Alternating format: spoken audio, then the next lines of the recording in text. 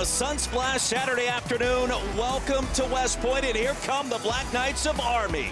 Ranked in the top 25, playing at home for the first time in 65 years. And the UH-72 Lakota leading out the Army football program. You're watching college football presented by Ashley on a picture-perfect fall afternoon. The foliage is sensational here in the Empire State. East Carolina comes to town. First meeting against the Black Knights in 20 years today as the Pirates try to turn around their 2024 campaign. Standings, well, they tell a story right now. Army in first place, undefeated at 6-0 for the first time since 1996, and a chance to go to the college football playoffs. So glad you could join us. He's Sam Acho. I'm Roy Philpott. Taylor Davis joins us on the sideline in just 1 minute. Acho, we look at Army, undefeated, nationally ranked. How have they done it so far? It's all been with their quarterback, Bryson Daly. He's a quarterback, but he's built like a linebacker, and he plays somewhat like a linebacker as well. If you watch his stiff arms get through the soul of human beings, Bryson Daly is what makes this offense go. But it's not just him, it's the offensive line. If the offensive line doesn't do a good job, Bryson Daly will do the rest. If Bryson Daly is covered in this triple option look, he'll pitch it to one of his backs. And so you have to be extremely sound defensively, but also you have to be physical. 123 rush yards per game for Bryson Daly, ranking in the top 10 in rush yardage this season. Meanwhile, for ECU, they come in at 3-3 off a bye week. We've got some breaking news to tell you about. Winston Wright, though, needs the football more. And they talked about getting him the football more. The reason why you want to get Winston Wright the ball is because when he gets the ball, he gets in the end zone, whether it's at wide receiver or at kick returner. 2 weeks ago, he scored a touchdown as a kick returner. The week before that, touchdown as receiver. They haven't gotten the ball as much as they'd like to, but when they do, he gets in the zone. We mentioned breaking news. Taylor Davis, what is that news that you're ready to report? Well, Katin Houser will be getting his first start for ECU here today. Jake Garcia started the first 6, but after throwing his 12th interception in the loss to Charlotte, the Pirates turned to Houser. I just spoke with Coach Houston pregame. He said, we're sticking with him here today. In the past couple weeks, he really stood out with his sharpness and his ability to improvise, which they think will be crucial against this Army defense. Now, Jake Garcia is available and cleared, but he said, we want Katin to be the guy today. We want to see what he can do. Army won the coin toss and has deferred. East Carolina to receive the football first as Winston Wright drifts back to receive this kick from Trey Granati. Fall weather has arrived, and here at Michie Stadium, here's Winston Wright from the 5. Transfer from Florida State in West Virginia. Wright upended at the 22. As we take a look at our impact players, brought to you by Cracker Barrel. Well, the first one is the man's name who you just heard. It's Winston Wright Jr. So, yes, as a kick returner, but the coaches said we have to get him the ball as wide receiver. But on the other side, it's the defensive line for Army, Cody Harris-Miller and Kyle Lewis. Kyle Lewis being a captain, Cody Harris-Miller being one of the leaders of this team. The weakness for ECU is their offensive line. Those two defensive linemen could expose it. Pirates at 3-3. Katin Houser in the shotgun, his first start. Pirates in the AAC after 7 starts a year ago in East Lansing at Michigan State. Anthony Smith on the out pattern, corralled by Casey Larkin. And a gain of 6 on first down. Two teams that will utilize different tempos. ECU, one of the fastest in America. Rajay Harris plows his way for a gain of 1, and that's it. Acho already, it's 3rd down. Kyle Lewis the tackle. And there are benefits, Roy, in going fast, but there are also downsides. One of the downsides is if you don't convert on 3rd down, your defense is instantly on the field. We're less than 1 minute in. If no conversion, could be ECU's defense. On 3rd down, the comeback route not available. Winston Wright dropped it, and he was right at the line to gain 3 and out for ECU. That's a great job by Andon Thomas, number 51, getting his hand inside to try and disrupt that pass. Why is that important? Because sometimes as a receiver, it's easy to catch the ball when no one's around you. But if you have bodies around you, if you feel that pressure, all of a sudden it makes it more hard to concentrate. Luke Larson on the field. Lloyd Benson the 3rd, back deep to receive for the Black Knights.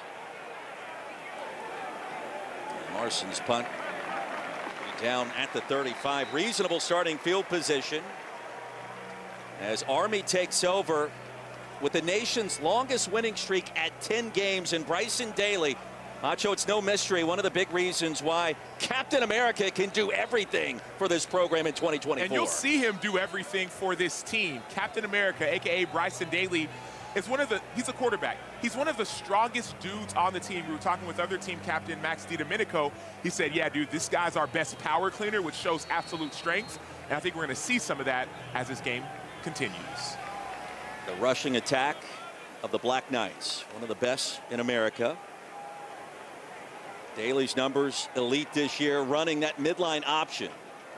And a pair of slot backs join him in the backfield, Udoh and Noah Short. Along with Tyrell Robinson, who makes his return to the Army lineup today. Great sign if you're a fan of the Black Knights. How about play action on first down? Casey Reynolds has it.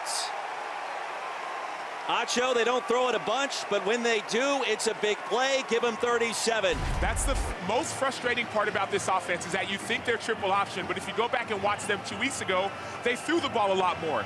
Defenses always are looking to try and stop the run, whether it's the running back or quarterback. Now all of a sudden, receiver gets behind him for a big play.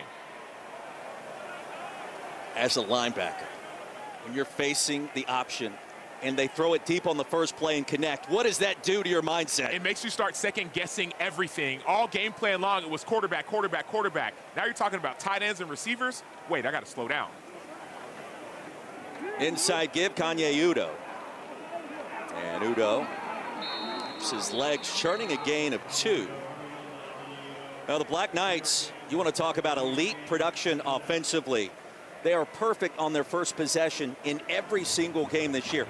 Not kicking field goals and simply scoring points, scoring touchdowns, Sam. That's important for most offenses, but it's most important for an offense that leads college football in time of possession. This triple option offense doesn't want to go backwards. They want to control the clock, limit possession. So when they start with the ball and they score, it puts even more pressure on the opposing offense to try to keep up.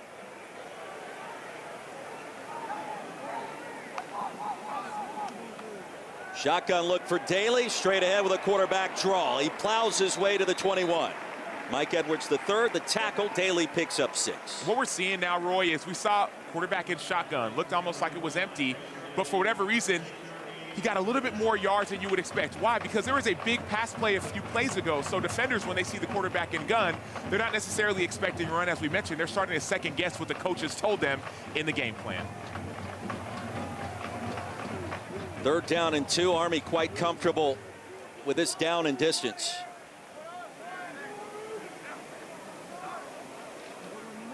Daly, a little quarterback follow. Needed 2, he'll gain 3. The drive continues. And into the red zone go the Black Knights. Mike Houston told us this week, Army has not had to shift to a plan B this year. It's up to us to make sure that happens.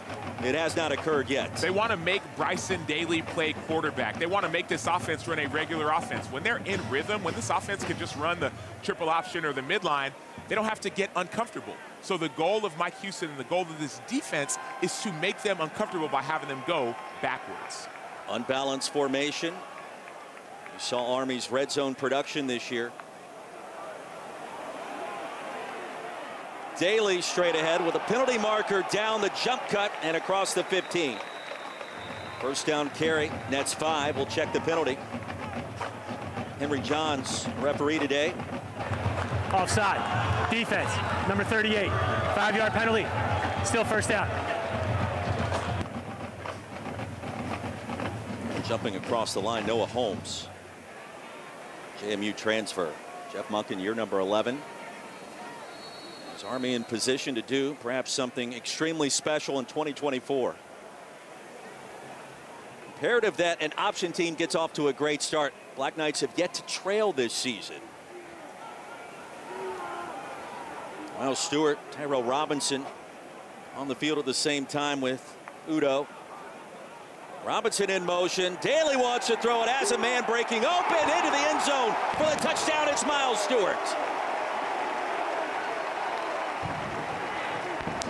Acho, he had 2 players breaking open, one right in front of the pylon, one halfway home in the back of the end zone. And he decides to go to Miles Stewart, the senior from New Orleans, 5'10", 188.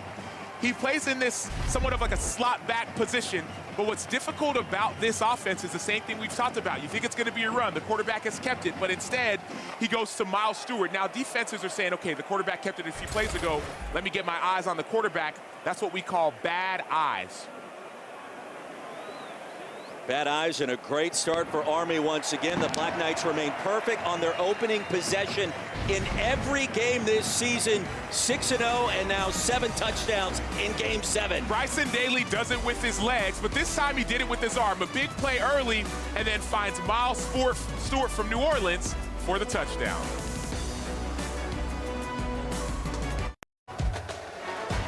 Back at West Point, this is the American Conference on ESPN. The Cadets filing in. Make sure that they in attendance at Michie Stadium. This incredible start by the Black Knights. So the Taco Bell Live Más student section all season long. Student sections across the country are competing to be the Taco Bell Live Más student section of the year. Download the Taco Bell app to learn more. On the banks of the Hudson, 7-0 our score. Black Knights leading East Carolina. Trey Granati back on the field after forcing the quick 3-and-out. Army connects 5-play scoring drive. First touchdown of the season for Miles Stewart, as right this time from the 1. Upended crossing the 15. Penalty marker comes in. We await word from Henry Johns once again. Jabril Williams with a tackle. Army special teams.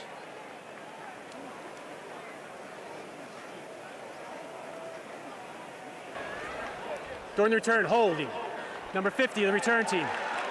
Half the distance to the goal, first down. Macho coming off the bye week, perhaps the worst start Mike Houston could have hoped for ECU. The 3-and-out, a quick scoring drive. You get the ball back and a penalty on the ensuing kick. It's the worst start because you're backed up even more. And the reason this matters is that this offense that loves to go fast-paced.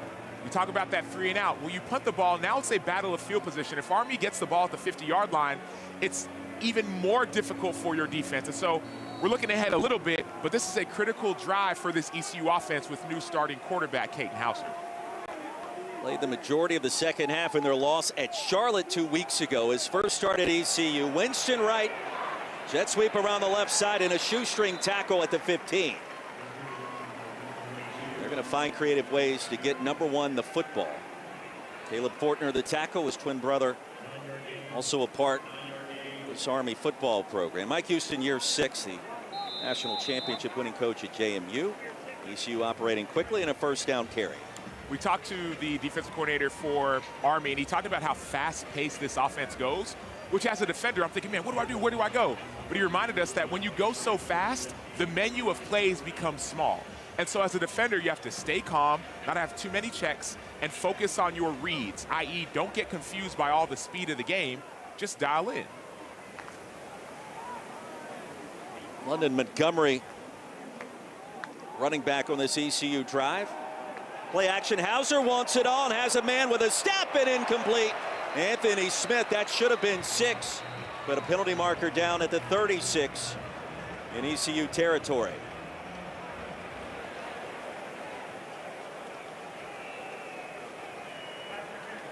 Pass interference. Defense, number 28. 15-yard penalty, automatic first down. Donovan Platt, a smart play that likely prevented a touchdown, Acho. Donovan Platt is a psychology major, so he thinks right. That's a smart play. If he doesn't hold Anthony Smith, that's a touchdown. Anthony Smith is a speedster, so Donovan Platt makes the smart play and says, okay, you're by me. I'm going to hold you to prevent the touchdown. So great play by Platt. Got to be careful with those psych majors. They're always investigating, trying to figure out what you're thinking. Hauser, the comeback, and incomplete and broken up so well.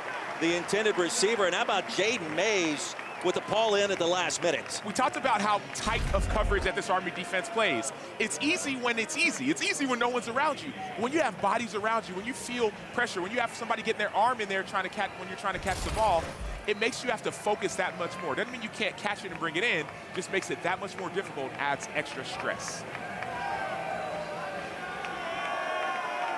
Pirates with victories against Norfolk State at Old Dominion. UTSA this year. Toss sweep Montgomery into the boundary, and Mays the tackle. So it'll be 3rd down and 5. And notice the change of tempo, Roy. As we watch these ECU team the last several weeks, they've gone fast all the time. But this game, something's different. I wonder if in the bye week they spent a lot of time saying, hey, let's change up our tempo in order to be more effective and more efficient.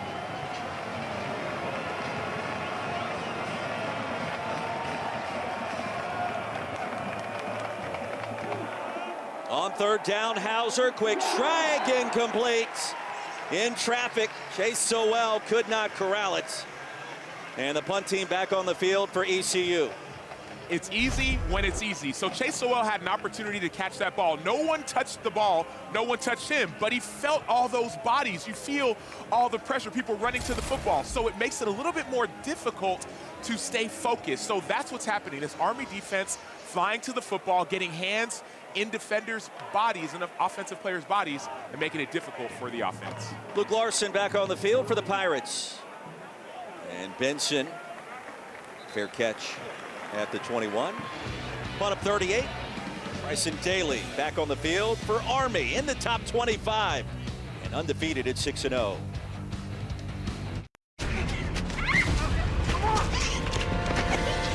Let's hide in the attic. No, in the basement. Why can't we just get in the running car? Are you crazy? Let's hide behind the chainsaws. Smart. Yeah, okay. If you're in a horror movie, you make poor decisions. That's what you do. This was a good idea. Shh, I'm being quiet. Breathing on me. If you want to save on car insurance, you switch to Geico. It's what you do. Welcome to the best season of the year. Football. Welcome to the comebacks, the stars, the exclusives, the comedy, and the best booth in the game. Is that a new tie? Sure is. Welcome to a dynasty in the making, a sibling rivalry for the ages. Welcome to the 2024 NFL season. What are you doing? Seriously? These are my buttons. Only I press these buttons.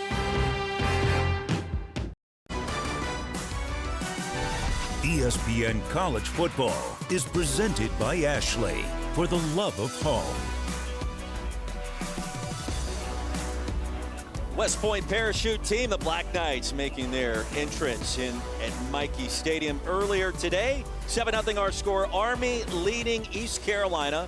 Sam Acho, Roy Philpott, Taylor Davis. That first scoring drive with 2 passes. We go from the air to the air for the Black Knights. So the first one was to Casey Reynolds. Notice he could have gone to anybody. Bryson Daly had both receivers open, but Reynolds is open across the middle. Then later on in that drive, Miles Stewart finds the end zone. Once again, you see 2 receivers open. And so the focus for ECU has been so stressed on stopping the run, they're forgetting about the pass. Kanye Udo, Miles Stewart in the backfield, joining Bryson Daly.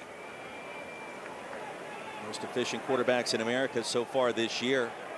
Try to run the quarterback counter. He's gobbled up and driven down. The penetration coming in quickly for the Pirates. And it was Jackson Barker.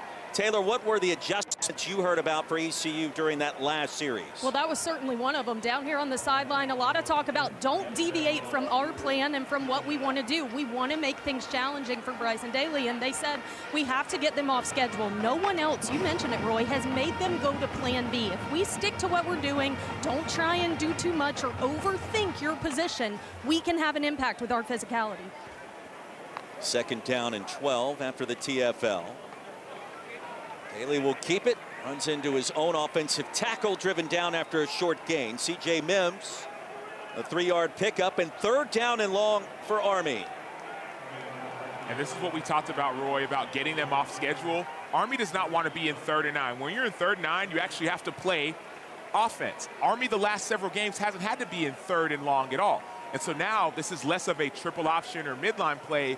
Now it's forcing Bryson Daly to actually play quarterback. It's a quick strike offense. They've gotten it done early and often this year.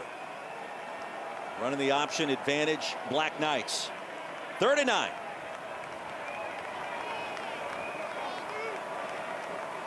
.57% completion percentage for Daly on 3rd down this year. Drifting backwards, floats it up, and it's caught. The drive continues. Noah Short spinning around. And brought down to the 48, a gain of 27 through the air on 3rd and long, Sam. And here's the problem with making Bryson Daly play quarterback. They don't realize he actually is a quarterback. He's more than just a runner. Bryson Daly has pressure in his face, but it doesn't matter. He finds Noah Short as he's fading away from the defender, showing off a skill set that he hasn't had to show all season long. Big passing plays to Casey Reynolds, Noah Short, and Miles Stewart already. 3 for 3 for 76 and a touch. The QB rating's only going to climb with those numbers for Bryson Daly. 11 in the box for ECU. No matter Daly. A powerful finish and a gain of 6 into ECU territory. So rumbling again is number 13 in black and gold. There's a toughness to him. You see it with a stiff arm. But talking to him yesterday, you guys were comparing numbers with the power clean, and he puts up a lot of weight, right? More than me. I see where you're going with that. Yes, Bryson Daly does power clean more than me, a 9-year NFL veteran. He also threw the discus further than I did, which is also frustrating. But it's his leadership that stands out the most. That's what to me makes this team go, his leadership at Army. Robinson went in motion, inside give, and a first down run for Udo.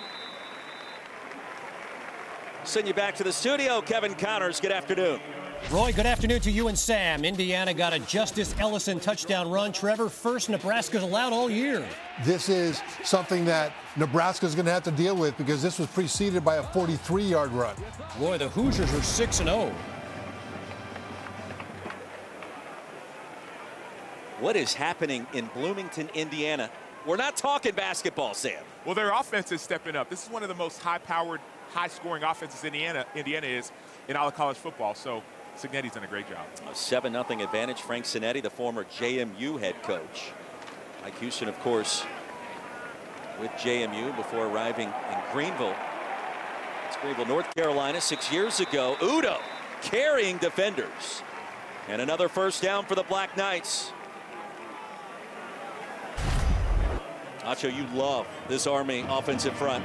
Well, they're one of the best in college football. We're not going to go back to this play because you're going to watch more of this as the season goes on. Watch the offensive line and the push. Watch the line of scrimmage for this Army offensive line, not just on the replay, but every single time Army's on offense. I want you just to see, okay, right now the ball's at the 30. Where does the line of scrimmage move to? Does it move to the 26, the 27? Does it move backwards? That's the difference in this offense and this offensive line, the line of scrimmage. 7th play of the drive. Daly along the right side. The tackle by Omar Rogers. You have to go back 75, 80 years to find this kind of season for Army and Navy, the former powerhouses in college football. And in 2024, dare we suggest they are back, both undefeated, both ranked in the top 25. And they've got a chance to go to the new 12-team college football playoff. They have a chance to play each other in the AAC championship game as well. Both of these offenses are efficient, but in different ways. Army loves to run it. They're the best in college football. No one does it better than Army. Whereas Navy, they have a little bit of a mix. They run it, but they also go to their spread formation and throw it with quarterback Blake Horvath. 2nd down and 6. Daly again calls his own number straight ahead. CJ Mims brought him down. 3-yard gain. You think about the Army-Navy rivalry and what it means, what could be to come, and perhaps as many as 2 meetings between these two programs. Perhaps in the AAC championship, College Football Playoff Selection Committee will make their decisions after that, and then the 2 play on December 14th. A lot of football between now and then to determine exactly what could be happening as we get towards the end of the season. But in the new 12-team playoff era, excitement is high. Daly was punched down hard. Zakai Barker back on the field for ECU. And a gain of 2 makes it 4th and short. Big time stop by Zakai Barker. Now you're in 4th and short. Now you have to make a decision. Do you go for it, trust your offensive line, which it looks like they're going to do, or do you kick it? They're going for it, but here's the issue, at least for Army. If Army doesn't get this first down, now all of a sudden, remember the first 2 drive stats we talked about? 12 out of their first 13 drives, Series 1 and Series 2, they scored touchdowns. This would only be the 2nd time they didn't get a score on their 2nd drive. So critical situation, not just for Army, but for ECU. 8 of 10 on 4th down this year for the Black Knights. Play clock winding down. Black Knights got to go. Unbalanced look again for Bryson Daly over the A-gap, and he got there. Right over top of C.J. Mims. Into the red zone goes Army for the second time. Bryson Daly is a captain for this team. He's one of their team leaders, 6 foot 221, senior from Abernathy, Texas, 15 minutes outside of Lubbock. When you have a captain who's a leader, who's your quarterback, who's one of the strongest dudes on the team, you put the ball in his hands and trust him to do the rest. Bryson Daly did it just now, but he's been doing it all season. He's rushing for 100 yards. He's throwing for over 100 yards. He is running this offense to perfection. Coached by his dad in high school, by his grandfather in Pop Warner football. Handoff Udoh. 8 straight runs after the passing play on this possession for Army. As we approach a minute to go in our first quarter, J.D. Lampley with the tackle, and it's second down. And one thing I want you to notice, Roy, as we watch this game go on, that was a dive, that was a give, no big deal. But as I'm looking, the pitch was open. The quarterback keep with that option was open. So expect, maybe not this series because of how close they are to the red zone, but expect Army to go back to that dive look with that option, and instead of giving it, QB to keep it and pitch it. Acho, those option play callers like Cody Worley, they'll run plays to set up future plays, even thinking their current play won't be successful. Pass is incomplete. Liam Fortner has yet to catch a pass this season. I mentioned his twin brother plays for the Army defense. Isaiah Brown Murray in coverage, and suddenly 3rd and long again. Catchable ball by Fortner. Murray's a little bit close, so he gets a chance to try and slow him down. But this is another situation we don't oftentimes see Army in. 3rd and long, 3rd and 9, 3rd and 7+. We rarely see them. Now, today, Bryson Daly's been efficient, but can he do it consistently? That's what I can't wait to watch. Drive that has already consumed 8 minutes off the clock.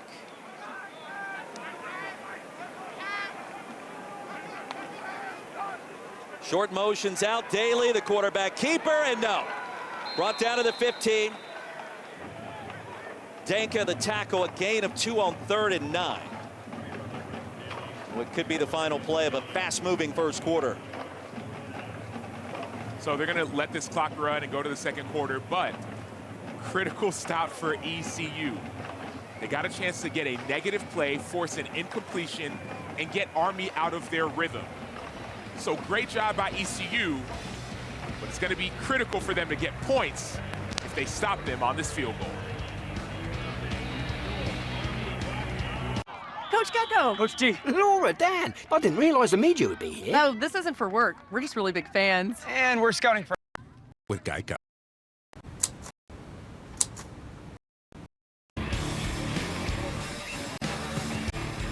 Seven 0 our score 15 minutes in. Back at West Point, the fall foliage on full display along the banks of the Hudson River and Lusk Reservoir. So glad you could join us. Texas Hall of Honor member Sam Acho, Roy Philpott, Taylor Davis, Trey Granati on the field to attempt a field goal for the Black Knights. Their second possession stalls in the red zone.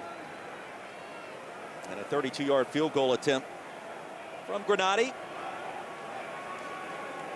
Just inside the right hash. Senior from Crestview Hills, Kentucky. Splits the uprights. He remains perfect this season. 10-0 our new score. 4 seconds in to our second quarter back in West Point after this. Let's go to our next segment, Fairest Calls, inspired by Geico's fair and fast 24/7 claim service. Do we have to do the Geico stuff on here? Just like conservative. Leading East Carolina, the Pirates starting Caton Hauser at quarterback today. One of 4 Michigan State transfers seeing the field here in 2024 so far, including Sam Levitt down at Arizona State. He's been injured. Peyton Thorne, of course, at Auburn. Noah Kim at Coastal Carolina. And so, hey, back in the day in East Lansing, they're putting quarterbacks out there for other teams. But now these other teams are the quarterbacks really getting opportunities? Sometimes you go to a school, you get recruited, you think, man, this is my opportunity, and it's just not a good fit. There's Winston Wright Jr. again. Brought down quickly at the 12. We send you back to the studio and Kevin Connors. All right, Roy, Jacoby George and Miami have taken the league back from Louisville. And this was necessary. Cam Ward keeps being the upswing of the roller coaster because the Miami defense keeps giving up big plays. In this case, it was a 43-yard touchdown by Louisville right before this drive.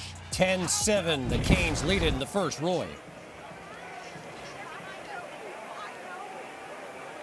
Gentlemen, Louisville promises to be a disruptor in the ACC race down the stretch.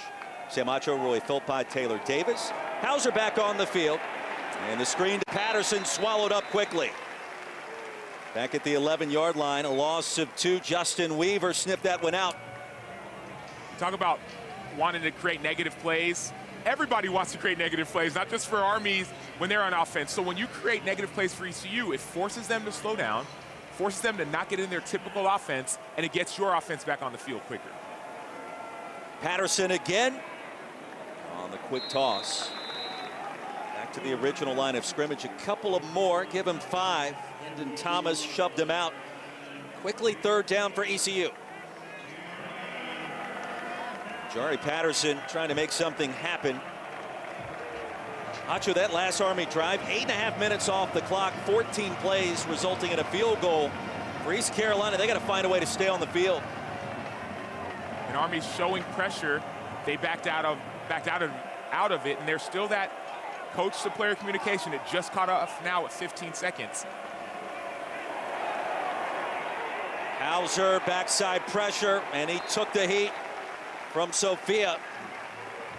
3 and out for East Carolina's offense for the second time today.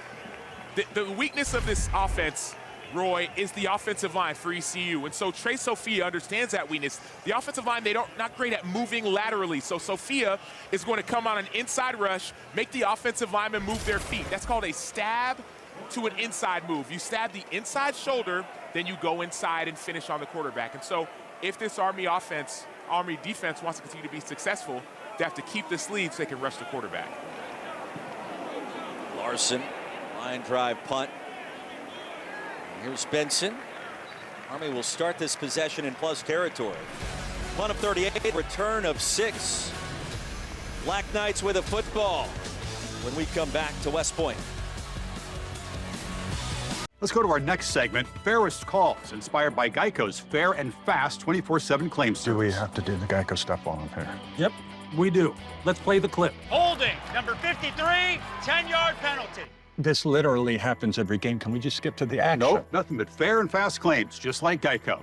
Here's the next clip. But I don't play the clip. Pass interference, number 34. Wow, doesn't get any fairer than this, boys. For savings and service, get more with Geico.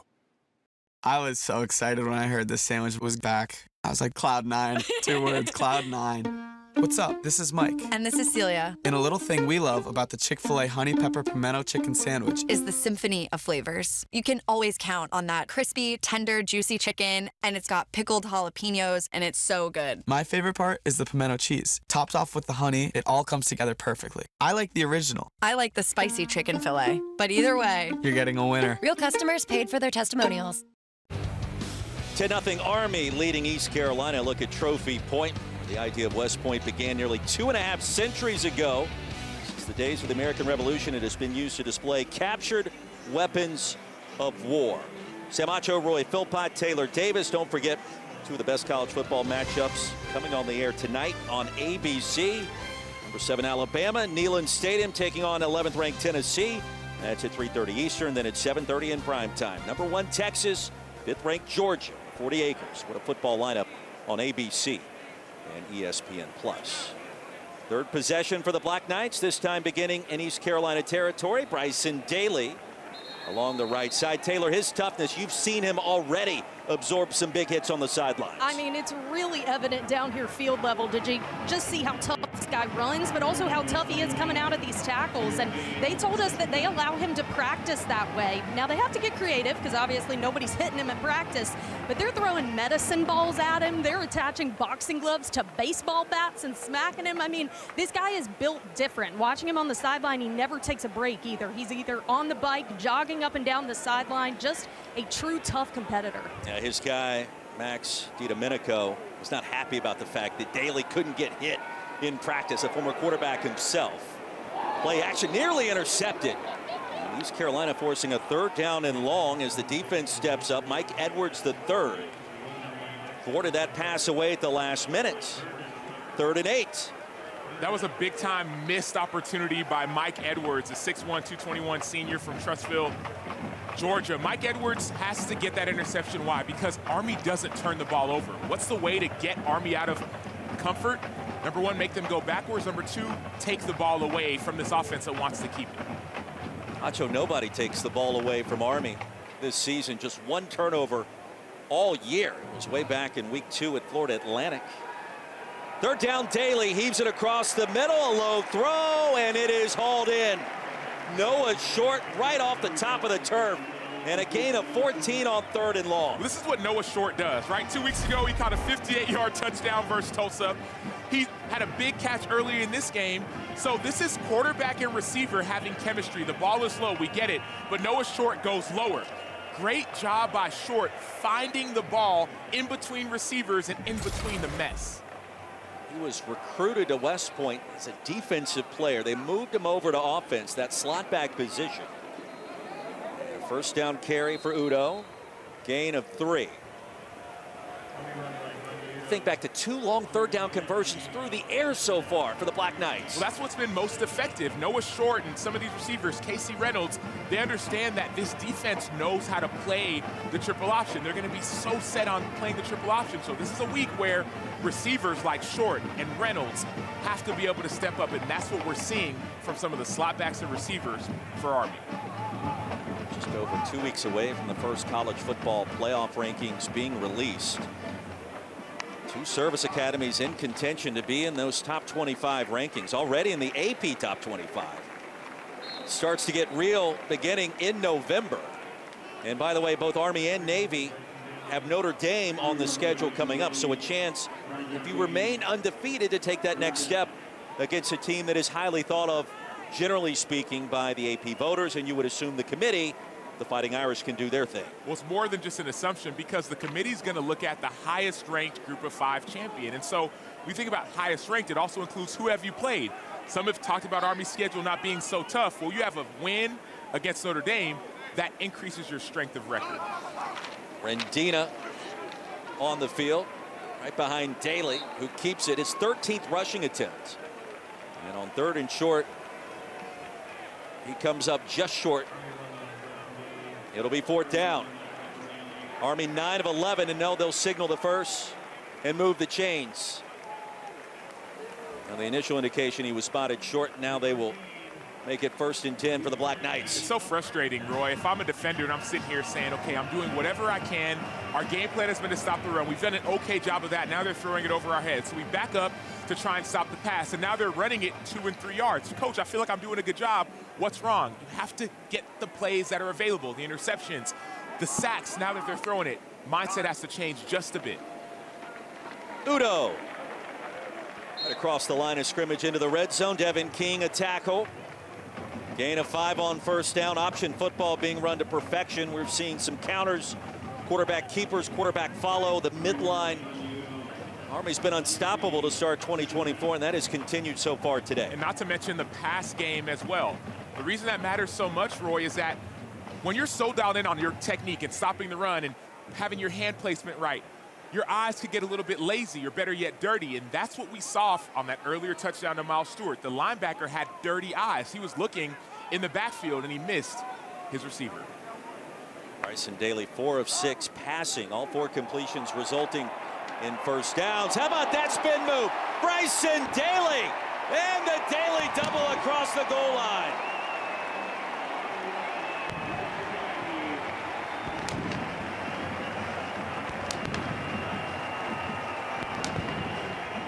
A 17-yard scamper, his 2nd score of the afternoon. 1 through the air, this time on the ground. I'd love to call this a missed tackle by Samuel Donka, but it's not. I mean, who's going to make this tackle on a quarterback who's 221? You think is going to run you over, but instead he spins on you, presses the 0 button, and finds the end zone. So what can Bryson Daly do? He can stiff arm you through the dirt. He can do a spin move. He can hurdle you. He can jump over. You can pitch it. He can throw it. What can't Bryson Daly do, a.k.a. Captain America? I didn't know if that was the 0 button, the X button, but all I know is it results in 6 points for Bryson Daly, who continues his stellar play for the Black Knights. Back on the old PS2, it was a 0 button. Some PlayStation, it's the X button or the B button. But Bryson Daly doesn't care. Bryson Daly's going to find the end zone one way or another.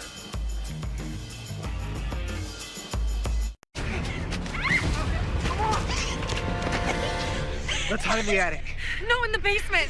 Why can't we just get in the running car? Are you crazy? Let's hide behind the chainsaws. Smart. Yeah, okay. If you're in a horror movie, you make poor Team ups. Black Knights leading East Carolina 17-0, 2 touchdowns, 1 through the air, 1 on the ground for Bryson Daly. The 6-0 start, Army has yet to trail at any point in 2024. Early wins against Lehigh FAU, followed by Rice and Temple. Tulsa and UAB, not exactly a who's who in college football, but you play the schedule you're presented. These things are decided normally years in advance, first year in the AAC for the Black Knights. They are blowing the doors off the opposition to the tune of nearly 30 points per game, average margin of victory, Acho. They are crushing people, and that has continued so far against ECU in this 17-point advantage. And in the first half, when you haven't trailed, this is one of the reasons why you are off and running with that option offense. We talk so much about that option offense, but this defense hasn't given up more than 14 points in these games. So, yes, the offense is doing great, but this is complementary football. Offense, defense, and special teams. The offensive guy. You're always the defensive guy as the linebacker. I thought you were the kicker. I am the kicker, but we score points. That makes me an offensive guy. You also miss field goals. Yeah, that happened yesterday, didn't it? You did make one yesterday. Out of 7. Black Knights set, kick it away. Trey Granati, Winston Wright. You know, some hidden yards being an issue for ECU in special teams. And Wright's returns have not been of the All-America variety. We know he's got that potential. And the special teams up to the challenge again, brought down to the 21.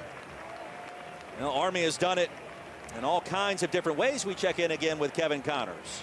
Roy, AT&T is keeping fans connected with our multi-view. Number 6, Miami has opened up a 17-7 lead on Louisville over on ABC. Rocket Sanders, a short touchdown run for South Carolina in Norman on the SEC network. And look at Virginia, a 10-3 lead, Roy, on Clemson on the ACC network.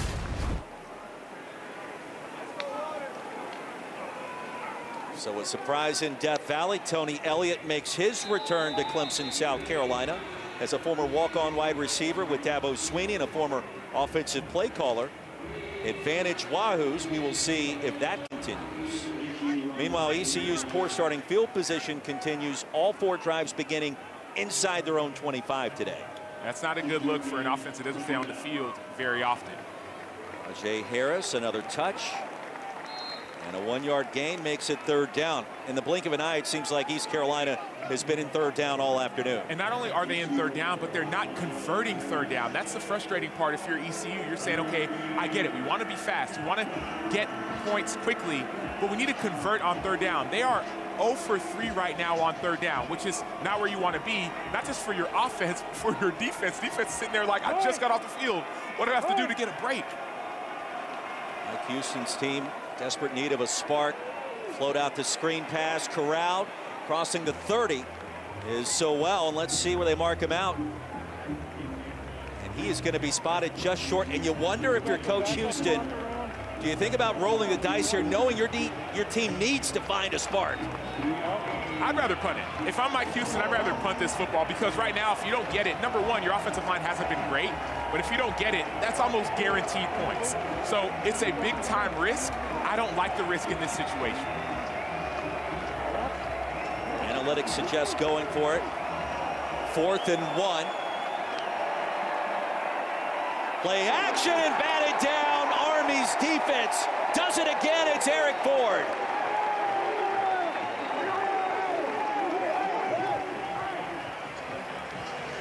Talk oftentimes about matching the quarterback's hands. Eric Ford does a great job of playing his role, right, sliding and shuffling down, and once he sees its pass, you're not going to be able to get to the quarterback, so what do? You match his hands with your hands. You get your hands up, and you find a way to have a big-time fourth down stop. So now not only are they 0 for 4 on third down, but they're 0 for 1 on fourth. Ford, the junior from Laurel, Maryland, Landon High School. Mike Houston's team, a disastrous start on the road at West Point. And Bryson Daly back on the field. Rendina the lead blocker. Daly with a crease. Bryson Daly back to the end zone. And he rumbles across the goal line.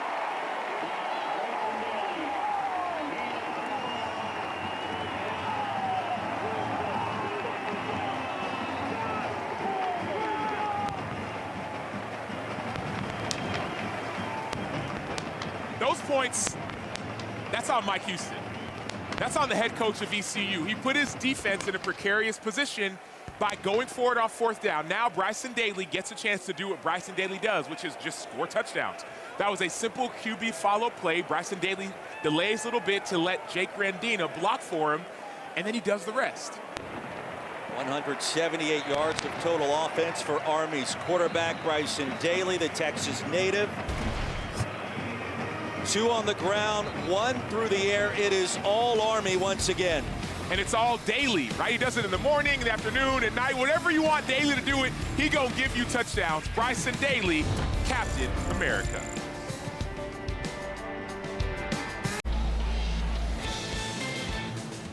Now the Bryson Daly show continues 24-0.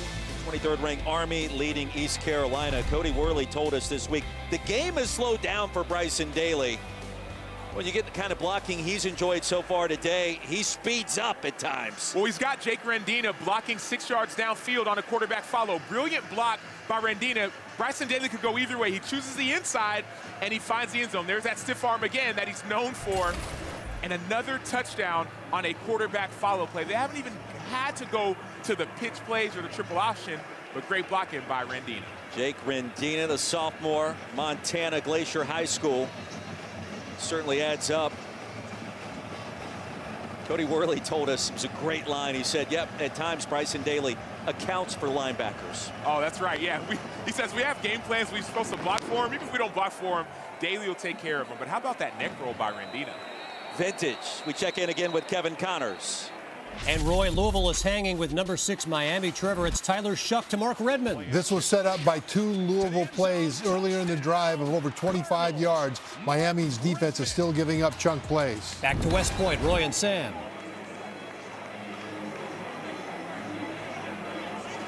And perhaps Miami's defense, the one Achilles heel that could prevent the Canes from winning the ACC and going to the college football playoff, but Cam Ward accounts for a lot of that too. He does, but Louisville has a chance to make big plays as well. Louisville has a big-time rush offense. Haven't done it as much this year, but that's the danger for Miami. Best starting field position for East Carolina after the fair catch made by Winston Wright in the pass intended for so well. Sails out of bounds. And I don't want to overlook that point you just made. The best starting field position for ECU has been on a fair catch on a kickoff. This is from a kickoff return team where Winston Wright is one of the top returners. This is from a kickoff return team. A holding penalty will back ECU up 10 yards. A return team that scored a touchdown on a kickoff return 2 weeks ago. So for me, that's almost like giving up's not the right word, but it's saying, okay, man, that kickoff coverage unit is better than we are right now, so let's take the field position. So it's wise, it's just kind of demoralizing. Indeed. 7:11 to go in the half. Tyler Savage goes in motion. The average starting field position for ECU has not been great. On the tunnel screen, Winston Wright Jr. Andon Thomas stops that one for a gain of just 4. Andon Thomas is one of the leaders of this team, leader of this defense. But notice, we have a quarterback making his first start in this system, a defense that knows it, and now they're backed up even more. So if I'm the defense, I'm thinking maybe it's a screen here. Fake it to Montgomery. Hauser, that pass sailed on him. Well, the fastball came out. Casey Larkin nearly recorded his 3rd interception of the season. Stop me if you've heard this before. It's 3rd down and long for East Carolina. I'm going to stop you because I've heard that before. Thank you. When we talked to Max DiDomenico in meetings yesterday, guys, I asked him, what part of your defensive success do y'all take the most pride in? And he said it's third down. They've put that on for display today. And the former quarterback talking with confidence to our crew here at West Point a day ago. Screen on third down and long. Pirates need it, and they do not get it. Sowell stopped about 5 yards shy. That is their longest play from scrimmage this afternoon. 10 yards for Chase Sowell. Tuioti stopped him well short of the line to gain. We talk about the hidden yardage in football. You saw that average starting field position. One is their own 18, the other is a 44. But now you're punting from the 30, and you've had a couple of punts that have gone awry. So notice the field position after this punt. Boyd Benson the third. It's the punt from Luke Larson. An Army team that is known for not beating itself. It is certainly not doing that so far today. A punt of 37. Black Knights will get it back. Well, is it the A button? Is it the B button for number 13 in black and gold? Through the air, on the ground, it's a little bit of everything. Back in my day, it was a circle button. I used to use it all the time. Right here is a circle. You make the defender think you're going inside, and you spin around and find the end zone. And later on, you get the stiff arm going. So no matter what it is, Bryson Daly can do it. I don't care if it's X, was it triangle, was it square? Oh, man, you're bringing me all the way back to my Madden days. I used to play Tecmo Bowl. To me, that was the pinnacle of football video games. I'm aging myself. You don't even know what Tecmo Bowl is. I know what it is. I've never played. Bo Jackson was really good. Who is Bo Jackson? No, I'm kidding. Kidding. You about scared me, Sam. Says the Auburn grad. Udo on the left side. Stopped at the line of scrimmage. East Carolina in desperate need of a stop and a score right before halftime. Remember, Army gets the football first to start the third quarter. And if I'm Army, I'm taking even more of my sweet time. They've been able to get the ball through the air for big-time first downs. You actually don't need to do that right now. Continue to take your time, take this ball all the way down to the 2-minute timeout, and then go from there. Daly back to the air. Casey Reynolds to reach up, bring it in. He does so right in front of Isaiah Brown Murray. 7-yard gain, it's third down. Blake Harrell, defensive coordinator for the Pirates, coach alongside of Army offensive coordinator Cody Worley, their days at Kennesaw State. He understands the principles on how to slow down the option. Easier said than done. Coach Worley told us he hasn't heard from Coach Harrell since his birthday, right after the victory against FAU in week 2. No doubt they will converse after this game. Daly tried to push the pile. Needed 3, and he did not make it. It'll be 4th and 2, a gain of 1.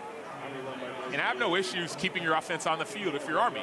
I have absolutely no issues. You've been able to get push and get penetration outside of 2 plays. One was a negative play, a tackle for loss by ECU, and another one was this one.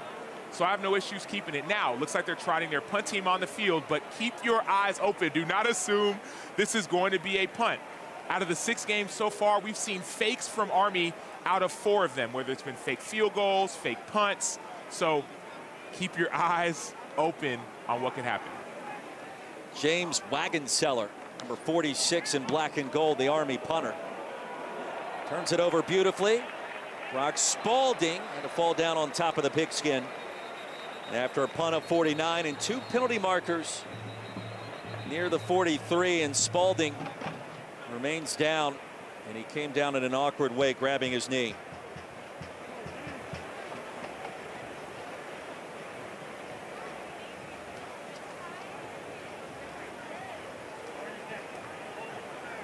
During the kick, holding, receiving team number 15. Penalty forced half the distance to the goal from the end of the kick. First down, ECU. 2 weeks ago, East Carolina lost at Charlotte and gave up 55 points in the process. A bye week ensued. Mike Houston told us there was a players-only meeting going back to last Tuesday and Wednesday. They felt like they had turned the page post-Charlotte. Hasn't felt that way so far as the training staff tends to Brock Spalding. His knee buckled right as he caught the football. Not something you would wish on any student athlete or any athlete anywhere for that matter. But for ECU, that reset button, Nacho, it is yet to be pressed here in week 8. And that's a real thing, Roy. But even as I watch, looking at Brock, it gets hard for me to watch replays like that. Because you think about non-contact injuries. You think about times where it's just a punt. You think you're going to return it a fair catch, and all of a sudden, who knows what the future holds. So as a former player, it's really hard to not only watch guys if they get injured, but also to rewatch it, because it brings back some of those memories of what could be and what you're somewhat sacrificing every time you go on the football field. Brock Spalding unable to put pressure on that injured knee as he's carried off. After the penalty, the Pirates begin this possession at their own 4-yard line. Their average starting field position in this half at their own 16.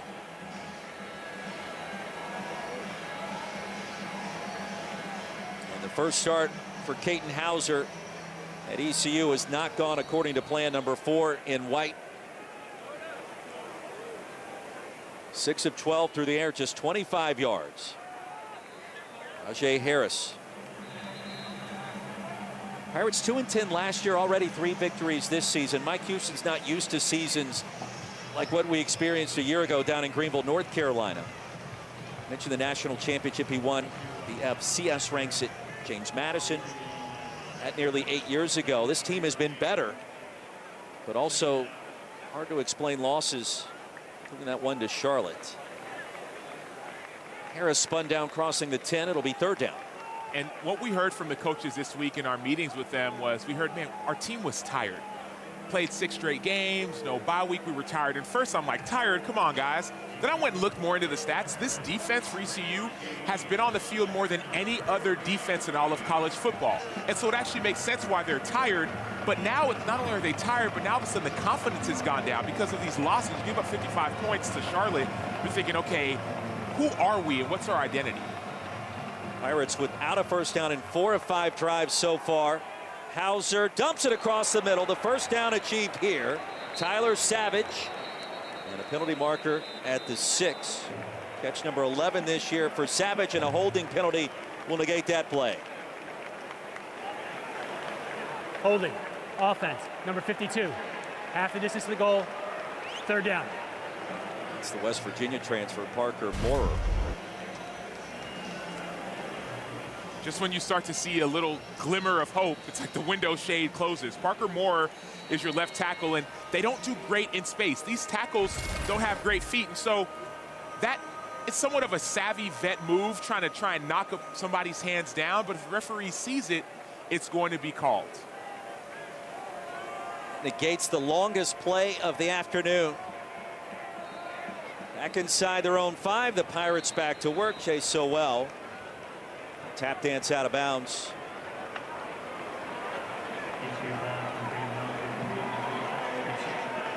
And that completion results in a first down. 2-minute pause. We'll step aside at West Point. Studio coming up on the Voya halftime report. We'll check in on number 6 Miami. Just got a big defensive touchdown on the road against Louisville. An early surprise in Death Valley for the Clemson Tigers. And we'll preview the big one in the SEC tonight. Georgia on the road against Texas. Roy.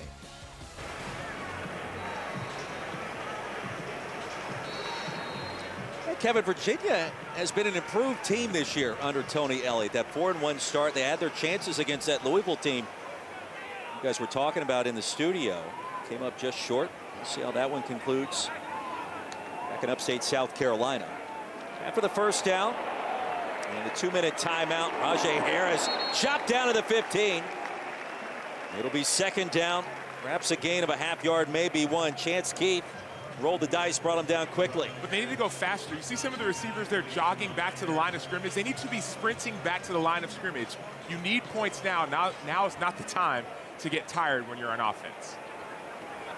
First meeting between these two programs in 20 years. Houser takes a shot. It's enough to move the chains again. So back-to-back first downs and another penalty marker back at the 8. Savage the reception. You see Larkin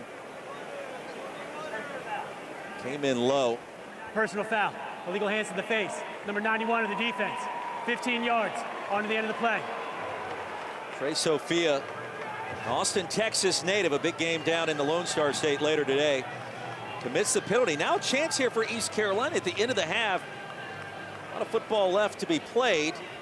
Gotta have points here. And you have to stop waiting for something good to happen, and you have to go and make something good happen. Whether you're the offensive line, making your blocks, to the receiver, catching the ball when it's thrown to you. Stop waiting for the good things to happen for ECU and go make it happen. You're on the field, you control it. 3 timeouts remaining as well after a 30-yard pickup with the reception and the penalty. Hauser will cross the line of scrimmage. Lasso to the 49 by Fortner. Gain of 4. And I still want to see a bigger sense of urgency for this ECU offense. This is an opportunity. This may be your only opportunity to get back into the game. Hauser off the pump fake, and finally ECU crosses midfield. Sowell picks up the first, and he stepped out of the 40. So their first true drive of the afternoon comes here at the end of the half. Pirates have to find a way to score points.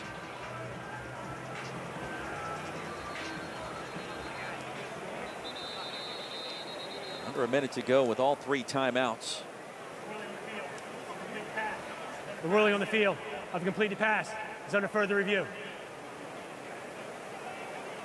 So we'll take a look at that last sequence to see if that catch, in fact, was made with control and firm possession inbounds.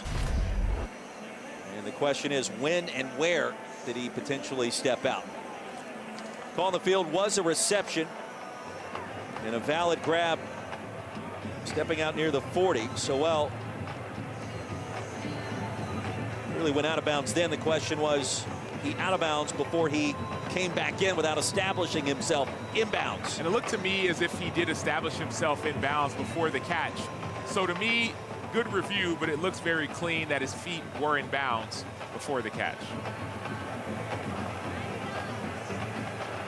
Boy, it was close. The white shoe and the white chalk don't exactly provide clarity.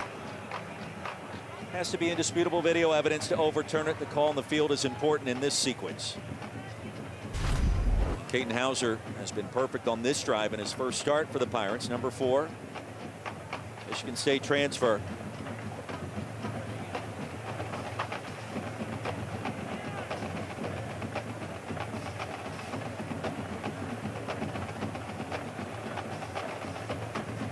See those toes.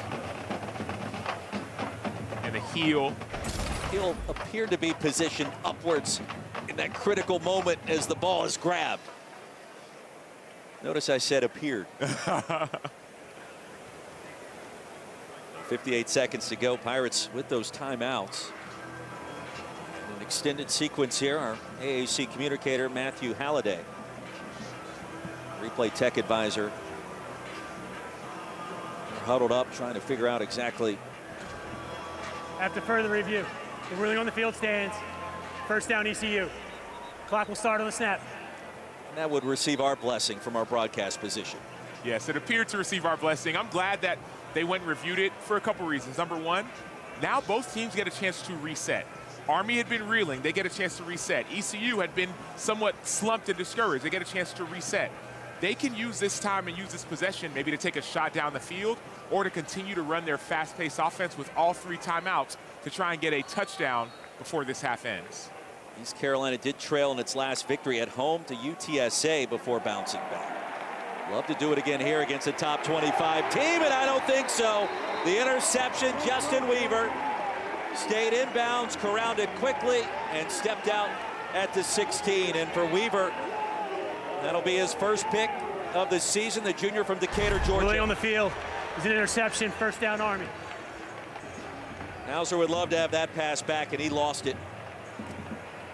But this isn't the first time that he's lost the pass. The second half of last week's game, the last game they played 2 weeks ago, you saw a couple passes that Caden Hauser overthrew. And so if you're watching that, you're saying, okay, when will he get settled down? When will he get comfortable? I understand that there have been interceptions by Jake Garcia, but the accuracy hasn't been there so far this season for Katin Houser. Been 12 interceptions thrown by Garcia. One of the reasons, no doubt, that he did not get the start. First charge, timeout called by ECU. ECU, 30 seconds. We've seen Army go to the air on first down on occasion today. I wondered if they would think about it there. Don't forget, kick off your Week 7 NFL Sunday with a countdown crew.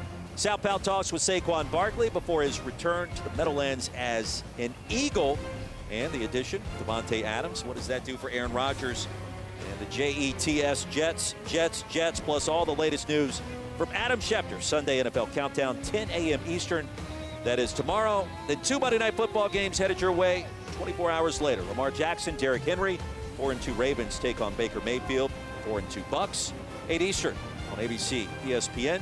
ESPN Plus with Peyton and Eli on ESPN2. And exclusively on ESPN Plus, the Chargers and the Cardinals also 9 o'clock Eastern.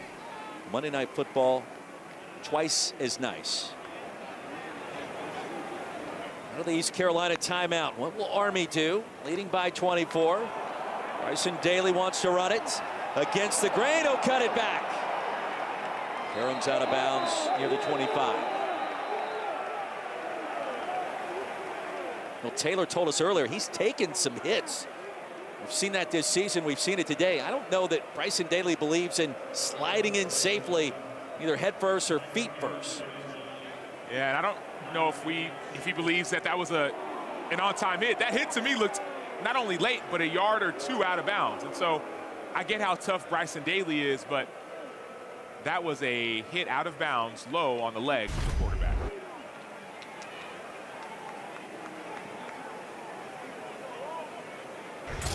Didn't feel like it was a legal situation in terms of football rules out of bounds. Daly will keep it again. The cut back again. He'll take on an ECU linebacker. And that's another Army first down.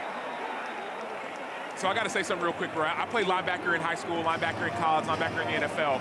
Bryson Daly is a quarterback, but he played linebacker in high school as well. He's angry right now. Like, he's frustrated. So that hit that he just put on whoever that was on the ECU defense, Jordan Huff, like, that's getting some of that anger, frustration out on the late hit that should have been called. It was a fearless finish for Bryson Daly. Back to the air. 2 penalty markers come in. Cam Schur, the reception. That'll move the chains pending the infraction. Looks like an illegal chop block by the O-line. Personal foul, chop block. Offense, number 60 and 33. 15-yard penalty, first down. Well, he talks about having a cool head and a hot heart. This is on display when you take on a safety or a linebacker the way that Bryson Daly does. Well, it's a hot head, too.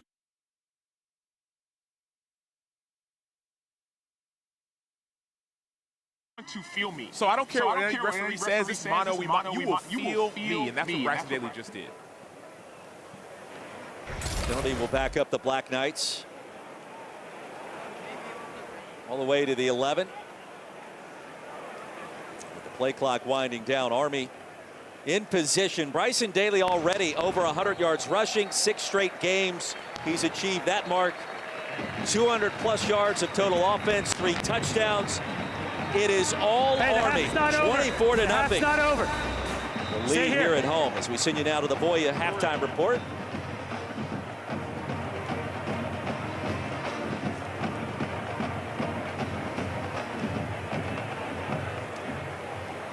We'll keep it right here. The referee, Henry Johns, stopped both teams from leaving the playing surface dead in their tracks.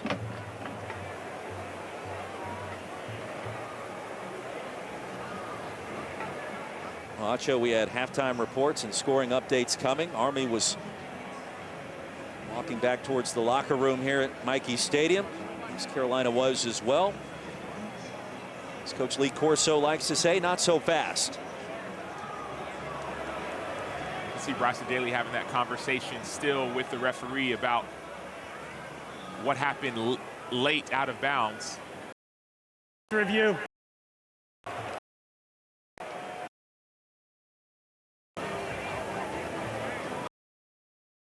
and hello. And Roy, good afternoon. Back at Michie Stadium, you're watching ESPN College Football, presented by 11. Impressive show. Hit the B button, the 0 button, the spin move, and made everybody miss, made everybody confused. But then after that, Bryson Daly said, okay, I'm going to pass on the spin move and hand, meet, face, stiff arm to the face of another defender. So Bryson Daly does it all. But then you say, okay, you know what? I'm going to try and get you late. I'm going to try and hit you out of bounds. Bryson Daly says, are you out your mind? Did you dare touch me late? Feel the wrath and feel the pain of Bryson Daly. So Bryson Daly has the defense going, I show mine. Counted for 20 touchdowns before kickoff today. The Cadets on hand enjoying the single start this afternoon. And this season, top 25 Army. Came in with 20 scores, now at 23. And a touchback. Black Knights will get the football first. As we take a look at our statistics from the first 2 quarters.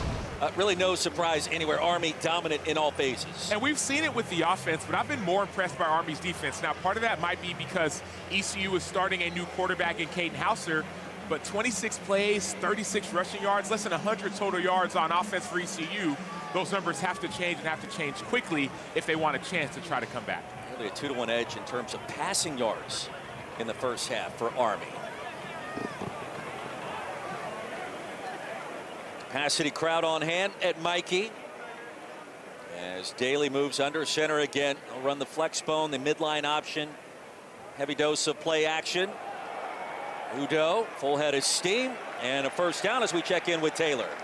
Well, Roy, like you mentioned, dominant in the first half was Army, but typical Coach Monken, he had some adjustments he was ready to handle with his team at the half. He said defense is playing well, we're running the ball well, but we're not hitting the explosives, and I'd like to see that more. He said if we're going to pass it, let's pass it. One specifically he brought up was a completion to Noah Short, but the drive ended in a field goal. He said we don't want field goals, let's end in the end zone. That was a theme yesterday in our conversations with Coach Monken, and it feels like Acho, he's thinking about long-term, making sure his guys, with a small margin of error, continue to play with this level of precision. They're not responding to the outside noise. Both of the guys we talked to yesterday on the team, including Bryson Daly, stipulated that to us. But he's overanalyzing every component of this roster, knowing there are better teams ahead on the slate. He understands that, yes, you have to focus on what's directly in front of you, but as a head coach, you have to have an idea for a bigger picture. He knows that they have Notre Dame coming. He knows they have a potential AAC championship game coming. So he wants his team to be elite from a mindset perspective and an execution perspective, no matter the opponent. It's been first half domination. Toss outside to Short to the edge. Stop short of the line to gain. 4-yard pickup. Third down. Now Short, the former defensive player when he went through his recruitment to West Point. They're out of San Jose, California. He has really worked hard. His ball skills, those slot back positions. Black Knights 4 of 7 on third down in a close situation on fourth. They're going to go for it. After Short went in motion, Daly will take his time and a patient finish. Stopped at the line to gain. And that is a first down. Noah Holmes able to bring him down before drive continues. Casey Reynolds trots back on the field. See if Army wants to go back to the air at some point. Keep this ECU defense back on its heels. Notice that clock is just ticking and ticking. There's 20 seconds left. They're still in the huddle. They're controlling the time of possession, controlling the clock. You see the defense waving. That means it's an unbalanced formation. A lot of unbalance in the first 2 quarters. Daly's thinking about throwing it. Backside pressure, gets rid of it, incomplete. Cody Worley told us something interesting yesterday. We asked him about freedom Bryson Daly has to change the play. And he says, yeah, he knows this offense as well as anybody. He can change it. We asked him about the percentage of time where that actually happens. He goes, it's about 4 or 5 times a game. He's got a get out of jail free card. If he sees something he doesn't like, 4 times tonight, he's getting us into the right look against whatever the defense is showing. The greatest thing about being a football player is that you are on the football field. So the coaches are in the box, but they don't know what you know. They don't see what you see. You may be on the field. There may be something that you see or that you sense that the coach from way up in the box doesn't understand. So you have the freedom to make the change. Back. First down is Miles Stewart. And just to continue that conversation, I remember one of my best years in the NFL when I was with Vic Fangio, when I would always be the guy that wanted to get it right. Coach, what do I do? Coach, where do I go? Okay, on this, you drew it up this way. But we had a meeting one day. He said, Sam, I trust you. There's things that you can sense or see or smell that you feel that I don't feel.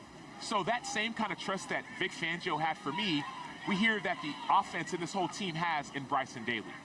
Starting left tackle Connor Finucane also has that same vibe about what he brings to the table for this Army offense. 3rd and short, Daly to the edge and stop short at the 45. 4th down for Army. Omar Rogers, the form tackle. And on 4th down, the offense stays on the field for head coach Jeff Monken. In this situation where most times the ball's going to stay in the quarterback's hands, but I have no issues with the quarterback lead. I have no issues with anything inside. I don't want to see the ball tossed outside like we saw a few plays ago, because that gives the defense a little bit more time to try and rally to the football. Rendina on the field, Daly along the right side. And the initial indication enough for the first down, and it is. Roy, I got a question for you. If you're a defense and you're doing the best you can to get him in 3rd and 2, 4th and 2, and you still can't stop him, what do you do? You load the box and hope for the best, but we've seen Army take advantage with Casey Reynolds and some of their other pass-catching slot backs. They have the athletes right now to do damage in the downfield passing game, and more importantly, Bryson Daly has the accuracy to complete those passes, and Jeff Monken can certainly overanalyze and be critical of his team. They're not scoring on those plays, but when you have Udoh making runs like this, and across the goal line, he got there for the touchdown. It's pick your poison. This Army offense, precise, electric, explosive, and it's been that way now for 7 games. I don't know if it's poison ivy, if it's rat poison. All the poisons are working right now. This was any on the season. Right. I'm sure. Reaches. Bounds. The ball we place at the 1-yard line. First down, Army. Well, for a team that has just 1 turnover on the season, you feel like it just simply postpones the inevitable. We'll see if East Carolina has a stand in it. Backed up all the way to the 1. So you give it to Daly again, man. I know Udoh wants his score, but Bryson Daly's got 23 touchdowns. I don't know where that ranks as far as in the FBS level, but make it 24. Showing some love to the running backs. Kanye Udoh, Hayes Landing, New Jersey, St. Augustine Prep. 7 touchdowns this season. Would have been 8. Let's see if it is this time. No, East Carolina's there. And on 1st and goal from the 1, he stood up at the line. It'll be 2nd down. Well, gut check time. Certainly a test at this late moment. The 3rd quarter, facing a 24-0 deficit. All the cliches apply to the Pirates.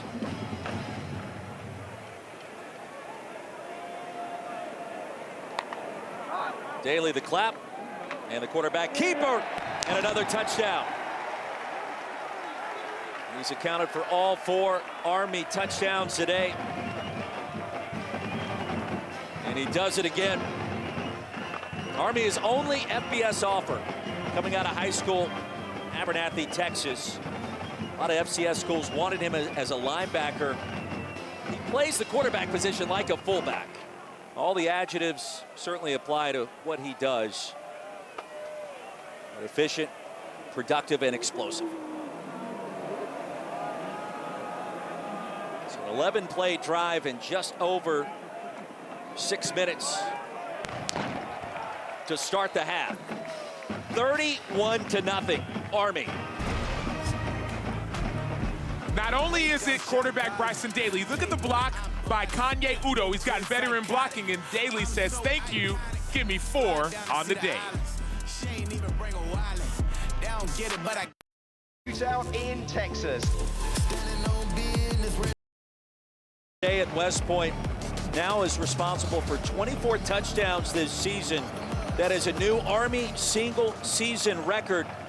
Acho, as of last check, we're about halfway through the season. He's got a lot of football left to play. Winston Wright on the ensuing kickoff, brought down to the 23. As we step aside at Michie Stadium, it is all Army. 31-0.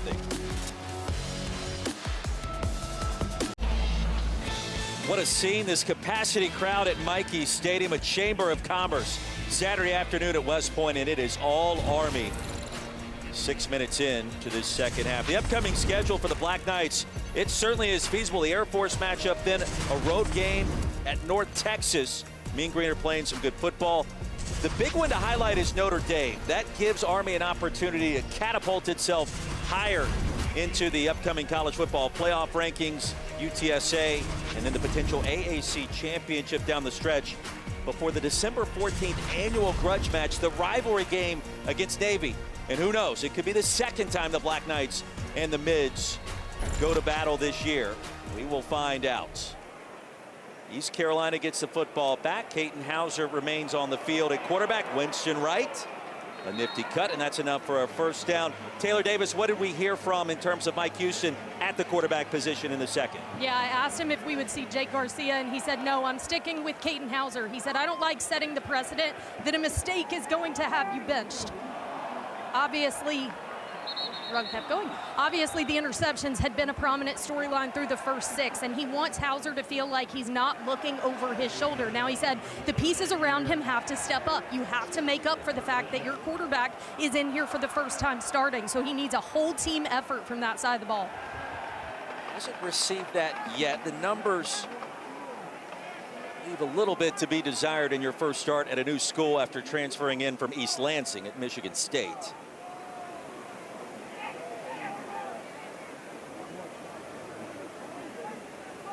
First down from the 48. Acho, we have seen Army and Navy this year. I'm curious to get your take on why these teams have been able to take this kind of step this season in the new 12-team playoff era, because both programs have a chance to crash the dance. Well, a lot of it, to me, I think it has to do with the new technology on the sideline. So here's the thing, it's already hard to stop this option offense. Now all of a sudden you have iPads on the sideline where you can go to the sideline and essentially have many position meetings to say, hey, just change this angle a little bit. Hey, this is how they spent all week trying to defend it. Let's make this one slight adjustment because we have all this reserved knowledge and we can make quicker adjustments in the defenses. You can see it visually instead of trying to recollect what happened on play 8 of a 10-play sequence for the backup right guard. When you can show it as opposed to recite it, that certainly has a different feel to it. Now, these two service academies, the forefront of many conversations nationally right now because they've yet to lose. Army's yet to trail. And the Naval Academy boasts perhaps the most impressive win of the academies, or maybe of any Group of 5 program, the resounding victory against Memphis. 3-score lead late, Memphis came back. Navy held on. Third down and long. And Houser underneath. Sowell gets the first down a little bit more. Sowell still on his feet. Into the red zone. With a convoy. Towards the pylon and a touchdown.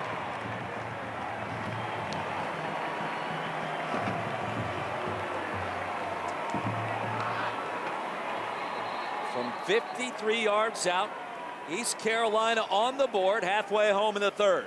And we saw the sweet feet from Chase Sowell. Chase Sowell, his mom played soccer at Florida. Dad was a baseball player at Florida. He was born in Gainesville. They're known for their speed down there in Florida.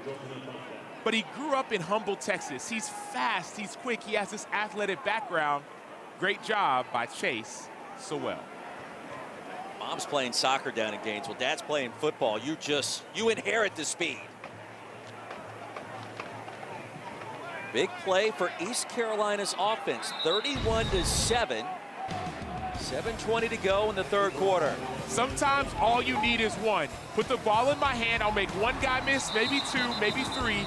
Chase Sowell, 6'4", 195, 1 touchdown.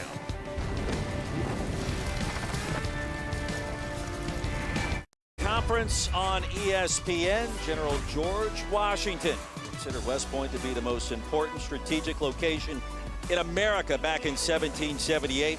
At that point, fortifications for West Point began. We were given the tour yesterday.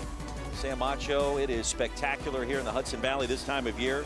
31-7, East Carolina trying to climb back into it. Certainly the hospitality focus for this Black Knights football program on point in a multitude of ways. Our first trip here, ESPN's first broadcast for Michie Stadium since 2009. It has been a lot of fun getting to know both of these teams. A fair catch made by Lloyd Benson III. As we take a look at today's player spotlight, brought to you by Oral-B. 7:20 to go. Black Knights get it back.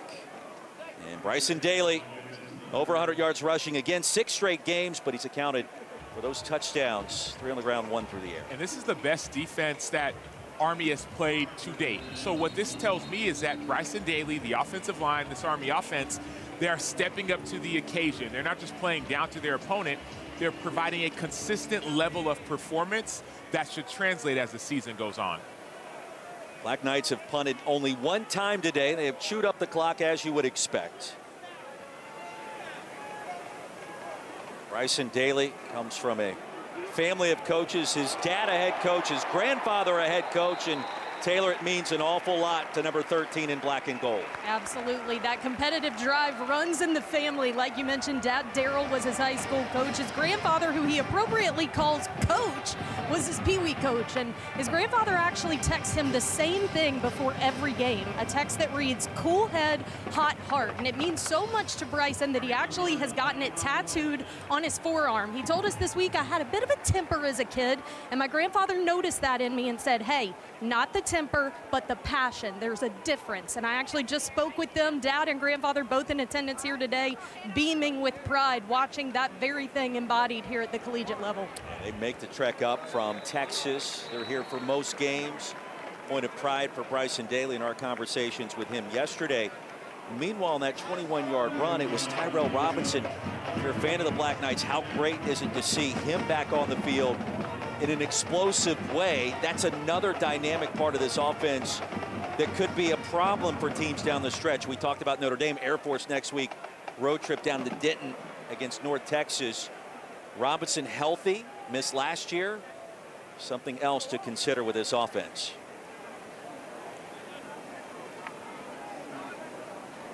It's Robinson that went in motion. Udo straight ahead. It'll be 3rd down. Roy, to your point, when we talked to the coaches yesterday, they specifically called out Tyrell Robinson and said he is dynamic. So they said, is anyone we should be looking out for? Any injuries? Anybody help? It's like, hey, Tyrell Robinson, number 21. He's been practicing this week. Look if he can show off some of his speed. You know, I asked that question because whenever you call a team that runs the option, my experience as a play-by-play broadcaster, there's a receiver running wide open down the field, 80 yards in the clear, that hasn't played all year that catches a touchdown in a big moment. So by default, you ask the question, is there somebody playing tomorrow nobody's talking about that we need to be aware of? They're talking about Robinson more than that. 21 in black and gold qualifies. Counter, Daly, 1st down. Still in bounds. And a strong finish down to the 30. Make it the 29, Bryson Daly. This counter play is the same play that they started the game with last week and started the half with. It's a counter, right guard, right tackle, both pull. You think the quarterback's going one way, instead he goes the other. This is the play last week that Bryson Daly had that stiff arm for the touchdown, and so he hadn't shown it all game till late in the 3rd quarter. So this is when that people say that there's levels to this. That's a play that I'm sure that ECU prepared for. ECU goes through the first half and after the 3rd quarter and says it's not going to happen, then you bring it out. Short win in motion. Udo straight ahead. Under 5 to go in the 3rd. Deontay Johnson a tackle after a gain of 3. Army and Navy are doing it in a different way. We've talked about it briefly. Navy's gone to more of a shotgun approach at times when they need to with Blake Horvath. Army, it's brute physicality. You know they're going to run it. They know they're going to run it. Can you stop it? The answer is no so far this season. And it's ingrained into who they are. It's this place is about discipline. It's about leadership. And this offense is run off of discipline, eye discipline, hand discipline, discipline with the pitches. So everything that Army is about fits with this offense. It's written stadium walls here. Duty, honor, country. They play football. That kind of mentality. Here's Daly with a crease. First down and goal for the Black Knights. Gain of 23 more. Daly gobbles up the yards on the ground. Whether it's quarterback lead or quarterback power or midline, it almost doesn't matter. Bryson Daly is a great decision maker. So he makes great decisions. Then he uses not only his strength, but his speed to avoid defenders and get closer to the end zone. He's a bruising quarterback, and defenders feel him. Many times yesterday in our conversations with his staff and this team, the bonds of brotherhood, the connectivity of this team. Another touchdown, Bryson Daly again. And the Black Knights pouring it on here at Mikey.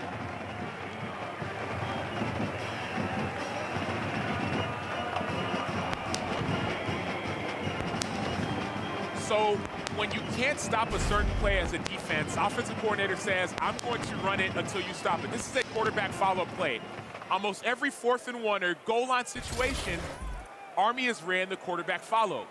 ECU has not adjusted. So just expect whenever they get back into the goal line or 4th and short, Bryson Daly's going to be in the end zone. Nacho, the fist pump was there as he crossed the goal line. He knew the touchdown was coming. 4 on the ground, 1 through the air. His confidence, you can feel it up here from our broadcast position. Well, it's not just in himself, it's in his teammates. He has one of the best offensive lines in college football. His running back, Kanye Udoh, who's known for scoring touchdowns, has become a better blocker now, and so he's believing in other people. There's levels to leadership. People talk about level 4 leadership, meaning I'm the best leader, but when I leave, all of a sudden my team falls around me. But then there's level 5 leadership, meaning, hey, even if I'm not there, everyone else rises to the occasion. Bryson Daly is a level 5 leader. That's what we're seeing from him. And even when we talk to some of his teammates, they talk about that idea of he is the leader for our team. We talk about the top level in college football, reaching the new 12-team playoff. For Army, it's also about the Commander-in-Chief's trophy, which was won last year after the victory against Air Force and the hard-fought battle against the Naval Academy, 17-11. Army has now won or shared the Commander-in-Chief's trophy 5 times in the last 7 years. And Jeff Monken talked about that with us yesterday. Beat Navy is written everywhere on this campus, and they say it out loud hundreds of times a day. That's the mentality at West Point. Well, I was talking to Coach Monken. I said, Coach, well, let's say you get a chance to go to the college football playoff, and let's say he's like, I care about beating Navy. I said, well, what happens if that, you play them in he said, all I want to do is to beat Navy. I said, championship? He said, that'd be nice. College football playoff championship. The 35-yard line. First down ECU. He said that would be nice, but if we didn't beat Navy, there would still be a stain on the season. All we want to do is send it back to Kevin Connors in the studio. Casey. On Roy, and it's been a disastrous day for Missouri so far. This is Luther Burden going to misplay a punt, and Antonio Kite will bring it back for a touchdown. And the thing about it is that Auburn's offense is not able to do much, but plays like this are allowing them to take a big lead. Brady Cook out with an ankle injury, guys. It's 17-6. And Hugh Freeze doing something on the Plains on the recruiting trail. They're loaded with talent coming in next year. They're trying to find some kind of special sauce this season. It hasn't happened yet. Road win at top 20 Mizzou could be the start of something. Well, that may be the start, but something else needs to happen in Auburn. We've seen a lot of Hugh Freeze throwing his quarterbacks under the bus. And if you're a player, if you're a recruit, you may not want to go to a place that you feel like you're getting thrown under the bus. And so, yes, quarterbacks have to play better. Everyone has to play better. But the last thing you want is for your coach to publicly throw you under the bus. Sorry, Robinson. Check that. Patterson picked up the first. And a play made on Montgomery by Caleb Fortner. And a TFL will be his 3rd and a half stop behind the line this season. Junior from Knoxville, Tennessee. Sideline to sideline is what this is called. Fortner's going to do a great job getting his head across the bow, as people say, make a nice tackle. Dump off to Yannick Smith into Army territory. East Carolina's found its groove late after facing this big deficit. And a gain of just about 10 makes it 3rd and short. Under 2 to go in the 3rd. Well, Yannick's 7th catch of the season, his first of this game.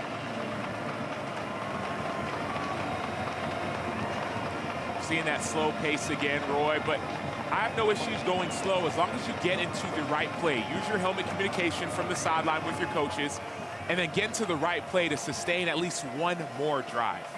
Pirates just 2 of 7 on 3rd down, and movement before the snap.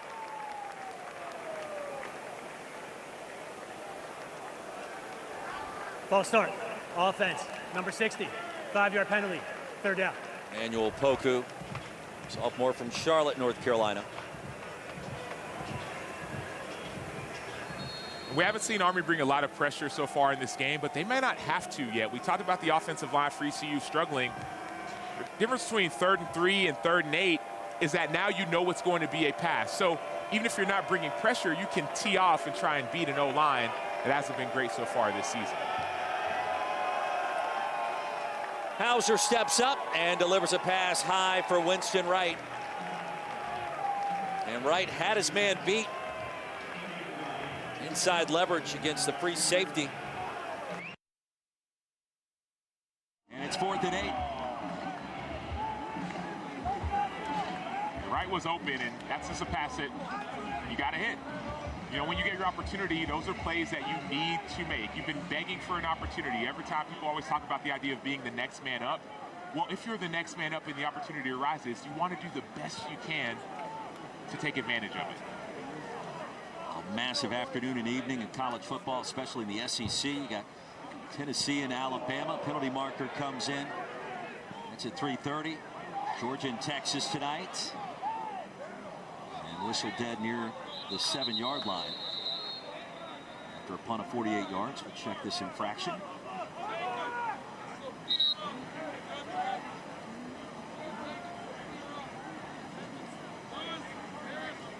Waiting the word from Henry Johns. Illegal numbering on the offense. Had 2 players wearing number 7 during the play. 5-yard penalty. 4th down. Re-kick. Samuel, we've seen that a good bit this year.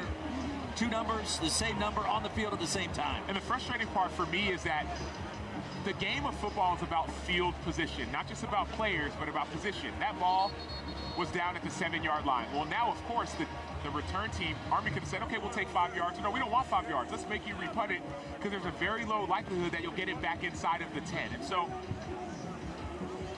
simple decisions are proving to be costly mistakes for many teams in college football. Sam Danka, Kerry King, both wearing number 7. And that's the East Carolina punt team. And it's the coach's responsibility to make sure that doesn't happen. Seen that factor in some big moments this year. Benson brought down at the 11 as we say hello to Kevin Connors. Roy, after Miami had just taken a 14-point lead, this is Colin Lacey 100 yards the other way. These 2 teams are standing in front of each other like heavyweights, just trading punches. You talk about that Miami touchdown on the first drive of the 3rd quarter, and then here comes Louisville. They head to the championship rounds after the Cardinals just recovered a fumble. Roy, it's 31-24. Miami has been living on borrowed time in 2 games this year. The comeback at Cal, down 20+ in the second half. Not to mention the end of the Virginia Tech game, also on the road at Lane Stadium. We will see what happens up in Derby City with the Cardinals in position, perhaps. With all the exciting fall season rolling along, AAC on ESPN Plus, your exclusive home. More than 1,000 games and events. It's also the destination for all American championships, as well as the All Access Series. Takes you inside the lives of student athletes. If you're a fan of the AAC, you gotta have it. Sign up today, ESPNplus.com/AAC, or download the ESPN app. You and I have our doubts about Miami. So far, they have proven us incorrect. You continue to play in these close games. At some point, somebody's going to sneak up and steal a win from you. Army back to work on 3 in a row and on track when we come back. Stunning afternoon on the banks of the Hudson, back at West Point, 38-7, 23rd ranked Army. Verge of remaining unbeaten. Looking to improve to 7-0. Two of the best college football matchups. ABC, the place to be today and tonight. Bama and Tennessee live from Neyland at 3:30 Eastern. Georgia and Texas, a top 5 showdown from DKR on the 40 acres tonight in primetime at 7:30. ABC and also ESPN+. How are you feeling about that Texas-Georgia, Roy? You're going to put me on the spot, and I'm going to tell the nation what I told you earlier. False start. Offense, number 53. 5-yard penalty. 3rd down.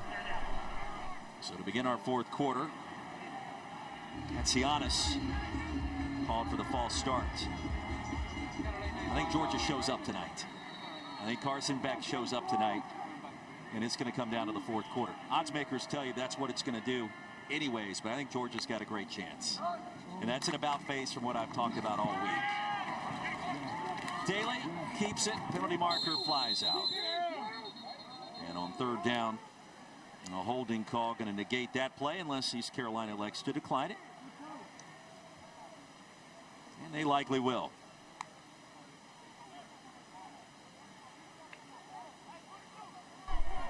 Holding.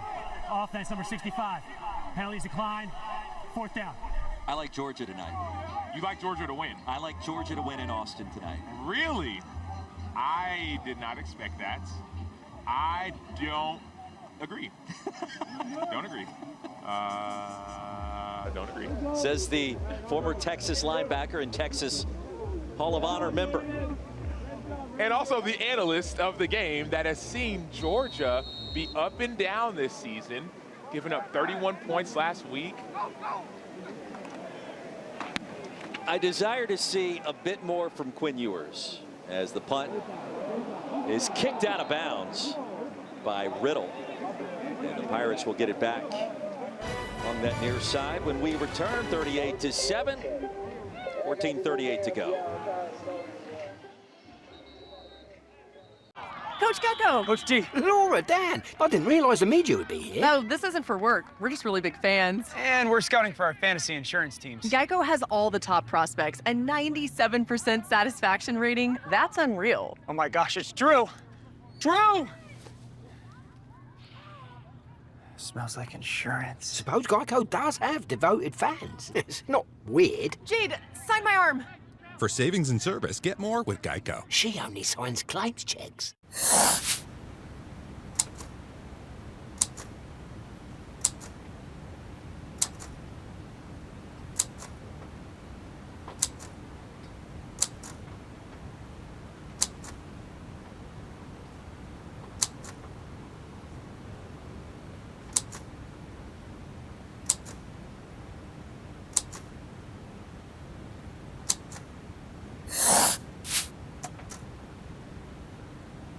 The new 12-team college football playoff begins December 20th on ESPN. Yeah, that's how I get by.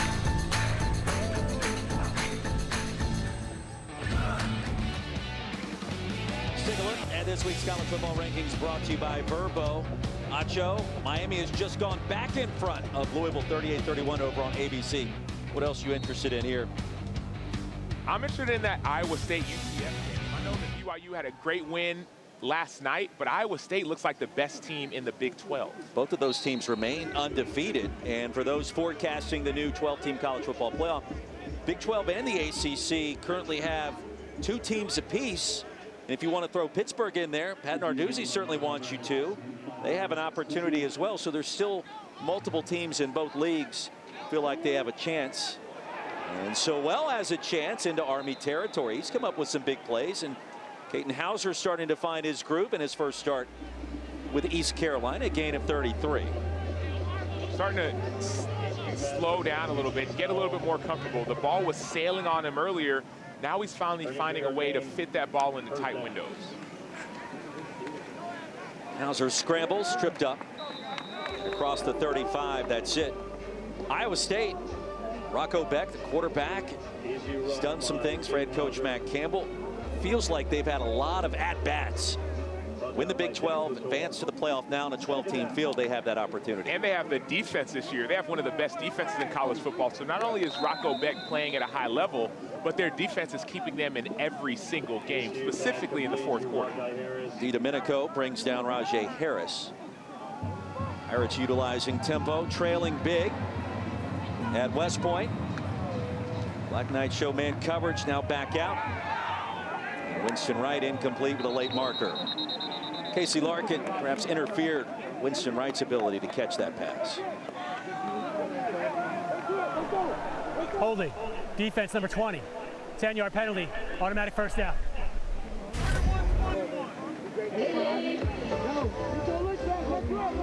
See, Larkin's going to need to have inside leverage, but he doesn't keep his inside leverage. So when you get eyes in the backfield and no leverage, you start to get lazy with your hands and hold.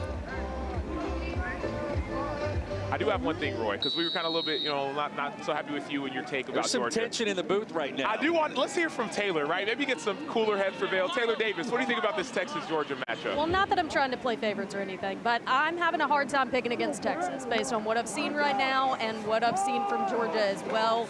Texas has all the juice. I'm leaning that way, Sam. You'll be happy to hear. Rajay Harris happy to pick up positive yardage, 8 yards. Justin Weaver with a tackle. I love rational people, you know. I want to see a little bit more from Quinn Ewers. And let me suggest this. This season has been nothing but chaos in college football. I expect that to continue. That Alabama-Tennessee game, what can we possibly feel like we know going in with Jalen Milroe, Nico Iamaleava, those defenses, that hostile crowd? Anything is possible. I think that same notion applies on the 40 acres tonight. And a slight lean to UGA already with that one loss. I just wonder, will Kirby have those guys ready to go when it's poor old Georgia and everybody's picking Texas? Something to consider. Winston Wright ushered out near the 8. And a penalty marker comes in. DiDomenico involved in the stop. Did I sell you on that at all? No. Illegal formation. ECU. More than 4 players in the backfield. 5-yard penalty. First down.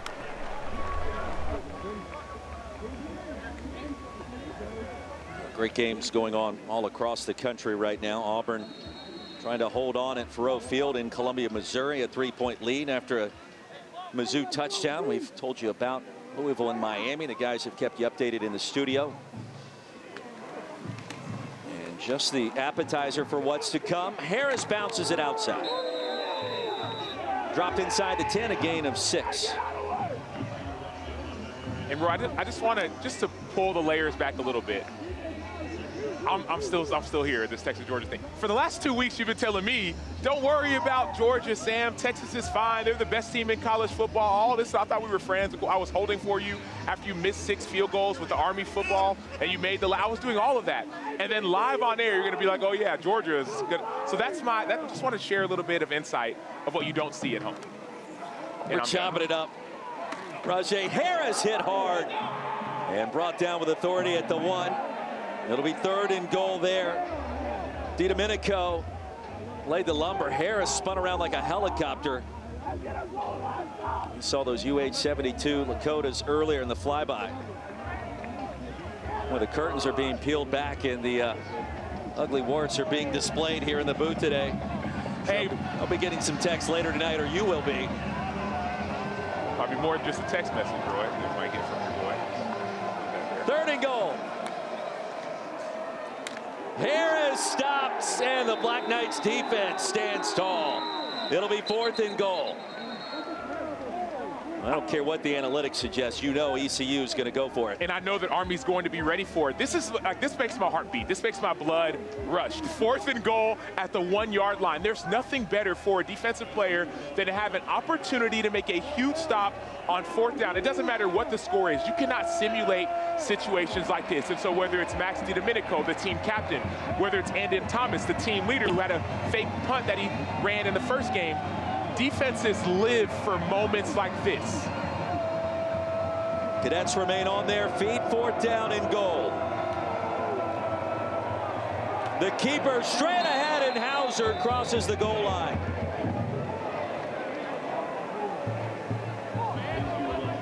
The East Carolina touchdown, Katin Hauser. Michigan State transfer with 6 on the board for the Pirates. This is a great job by Katin Hauser. He's reading the defensive end. The defensive end's going way too far upfield, so he decides to keep it and jump over. I get it, the score is the score, but that's a demoralizing defeat for Army defense and an encouraging positive possession for ECU. Pirates will get Temple down in Greenville next week in Florida Atlantic. A couple of home games.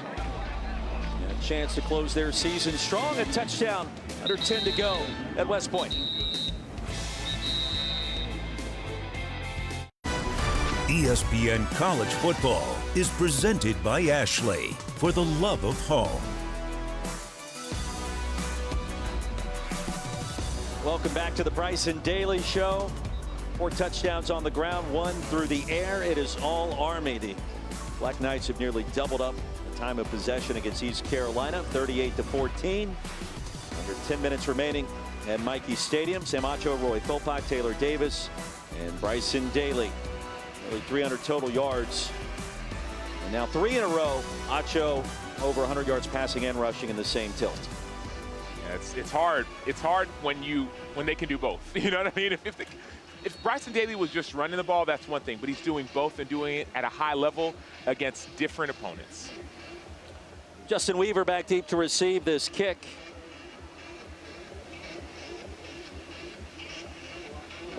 And Noah Perez.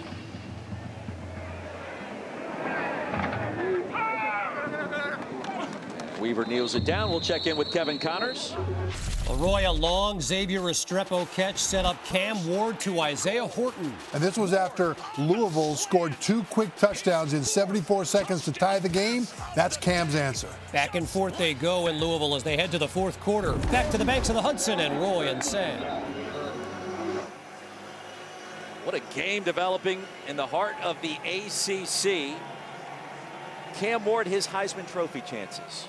How do you rate them versus Ashton Jeanty and some of the other candidates out there, and maybe even a Bryson Daly and a Blake Horvath? Yeah, I'd still have Ashton Jeanty in front, as I would have Travis Hunter as well. Cam Ward needs to have a few more positive performances. The comeback wins are great. The Houdini-like passes are great as well. But a few losses that he potentially may take would put a blemish on that Heisman opportunity. A bounce-back season for Miami. Go back to that loss to Georgia Tech a year ago, and all you need is to kneel down late. Tech comes storming back, and it just put a stain on the entire season. And right or wrong, I think Mario Cristobal has endured a lot of criticism as a result of that one sequence. This year, they've had some miraculous comebacks, but they have been much more on point. And the Hurricanes seem to be reckoned with in the national conversation. Noah Holmes, the tackle of Noah Short. Next stop on the F1 schedule, U.S. Grand Prix at the Circuit of the Americas in Austin, Texas tomorrow. Big game there tonight. Tomorrow afternoon, 3 Eastern.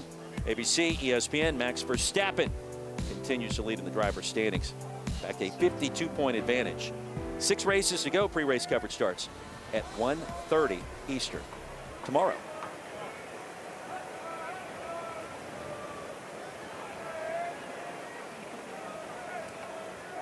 Third down and 12 for the Black Knights. Short was stopped for a loss of 5. Back to the original line of scrimmage. That was Udo. 2-yard gain, 4th down.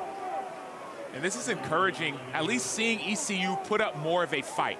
You saw that great play by Noah Holmes setting the edge a few plays ago to get you into 3rd and long.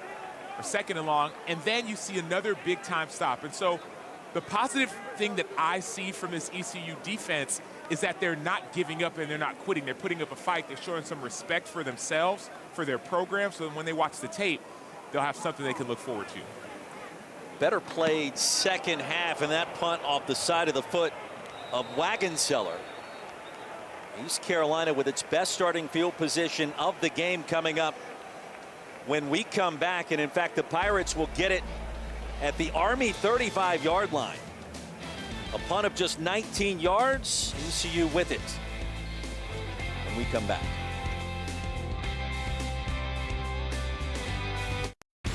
Back inside Michie Stadium, 38-14, Army leading East Carolina. Sam Acho, Roy Philpott, Taylor Davis. Don't forget, it all comes down to this, a winner-take-all Game 5 for the WNBA championship. Liberty look to win their first title. Lynx look to win their 5th. All goes down tomorrow night at Barclays Center, 8 Eastern, ESPN and the ESPN app. And a couple of incredible finishes this week. Sabrina Ionescu, game-winning 3 from about 28 feet. And we will see what Game 5 looks like coming up tomorrow night at Barclays Center. Ionescu had ice in her vein. After she made that shot, the look that she gave, I said, slow down. Hey, that's that, like, killer Mamba mentality people talk about. That was at the end of Game 3. She was 5 of 15 last night, so she's going to have something to prove, obviously, back at home tomorrow night. It's certainly must-see TV. Looking for Winston Wright on the crossing route, and it'll be 3rd down. It's been a fascinating series. I'm curious to see what it's like as well in the future years when they expand the playoff to longer series, get a chance maybe to correct, adjust, and do some different things. 3rd and 10. Army still hasn't brought a ton of pressure. They haven't had to, partly because quarterback Caden Hauser has been a little bit off target. Dump off right at the line to gain is Anthony Smith. Domenico brought him down, but that's enough to keep the drive alive for ECU. Caden Hauser has found his rhythm, as we've talked about, in this second half. Numbers starting to become respectable. And then Montgomery, the intended target. It'll be 2nd down. You know, it's interesting, Sam, we've talked at points this season covering teams right out of their bye week, and you think of a bye week as advantageous. You get guys healthy, you get rested, but sometimes it takes you out of your rhythm. Also add in a new starting quarterback. It does seem like it took ECU some time out of that bye week. You're right, because what happens, Taylor, is you have a schedule as a football player, but now with the bye week, your schedule changes. You're not playing anybody, so it takes time to get back in the rhythm. A lot of self-scouting went down during that open date, as Montgomery is brought down by Jarena. And another 1st down for the Pirates, a gain of 14. John David Baker told us, the offensive play caller at East Carolina, they went back, they looked at every play. And at times we asked him, are there any cringe-worthy moments in there? And he goes, of course. Try to figure out what we can do better, break our tendencies. In the back corner of the end zone, it was caught for the touchdown. Oh, the toe tap by Anthony Smith, and he was running out of real estate, maintaining possession and getting the foot down in bounds. I'll put that on your SportsCenter top 10. Anthony Smith is known for his speed. He was a state record holder in the 55-meter dash and 300-meter dash. For a touchdown is under further review. But now he's trying to show his size and show if those feet can stay in bounds. Only 1 foot it is needed inbounds in college. The toe came down on the green turf. The heel started to fall backwards towards out of bounds. And the white chalk.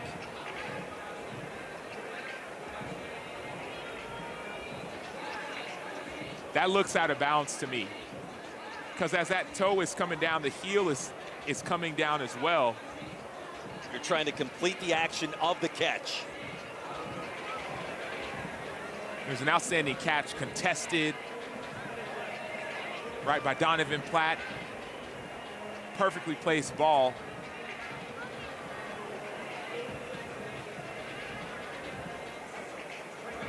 His left leg, that initial toe inbounds, and as the heel comes down, certainly flirting with the line.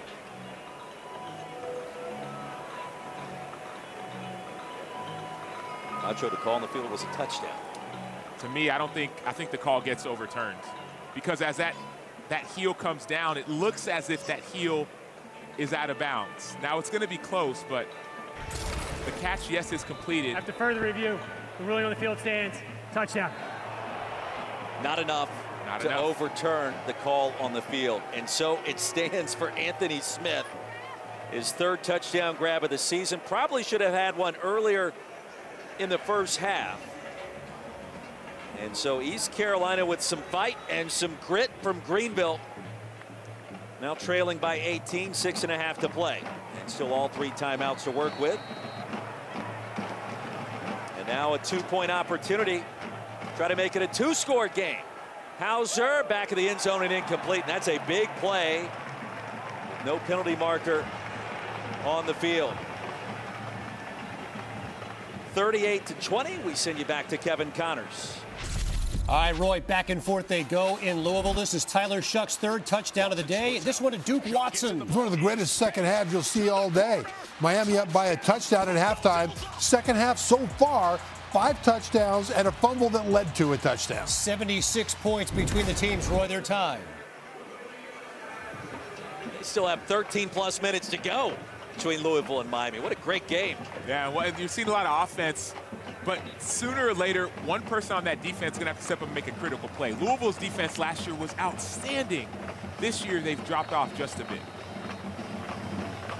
Certainly some teachable moments. Defensive coordinator Nate Woody in this Army program. They're jumping out to the massive lead. East Carolina has battled back, shown some respectability on the road at Michie Stadium. Nacho, you think an onside kick? I would think onside kick for sure in this position. You're down by 3 scores, and it's your only opportunity. If you get an onside kick, you get a chance to get your offense going again like you've seen in this second half, and then all of a sudden, you got yourself a game. Noah Perez setting up for what appears to be an onside kick. Plays Andre Conrad as a starting kicker. The big hop, and it's cleared by Army. And on the move, the Black Knights. Casey Reynolds, part of that good hands team. Casey Reynolds has some good hands on that first play from scrimmage, that pass, but now he's got the good hands on the front line team. When you're on the front line, you only catch this and run with it if you're clear. You saw that hand go up, but the ball had bounced. If you're clear, you can catch, you can run with it. Otherwise, you want to get down. Because you know the heat's coming. First down and 10 for the Black Knights. In the red zone. Bryson Daly on the field along with Miles Stewart. Jake Rendina.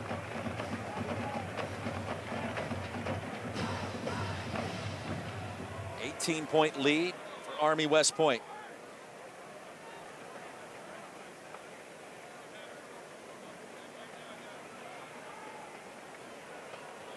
I wonder if they're looking at that wave when he waved his hand. After an expedited review, there was an invalid fair catch signal given at the 34-yard line. The ball is dead there. First down. So the hand went up in the air. Excuse me, 44. Which blows the play dead at the 44-yard line. And Casey Reynolds corralled the onside kick. And even if the ball bounces on the ground, that waved hand does cause for the play to be stopped when the returner catches. That's a wave for an onside kick. You're not allowed to return it. So instead of 1st and 10 from just outside the 15, they'll move it back to the 44. Hefty dose of Bryson Daly. Met at the line by Zakai Barker. And a loss of a yard as we take a look at today's All-State playoff predictor. These teams around the country and in the group of 5. Non-Power 4 chance to make the new 12-team playoff. Army and Navy. Army currently a 25% chance, Navy at 5%. Yeah, Boise's going to be the one team standing in their way. Boise played Oregon early in the season, played them close. That win's going to look better as Oregon plays better. But Army getting a chance and Navy both getting chances to play Notre Dame will be huge as that non-Power 4 team gets a chance to make the playoff. Boise State playing UNLV coming up on Friday. That is going to be an enormous game. Oh, the one-handed grab. Casey Reynolds.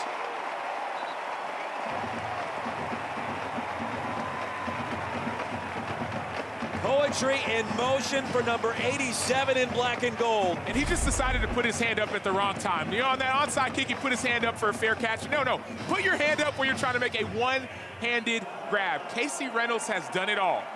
From the beginning of the game to the end, one hand or two, Casey Reynolds is making plays. It's a gain of 41.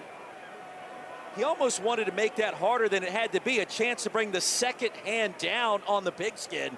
And he held off at the last second, brought it in cleanly with the one arm. That was absolutely brilliant. Bryson Daly across the goal line again. And another touchdown on the ground, his 5th of this football game.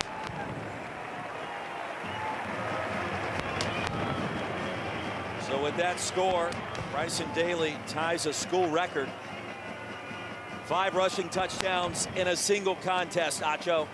And you don't have to guess or ask what play it was. It was that same play they run when they're down in the red zone, quarterback follow, that ECU has not been able to stop.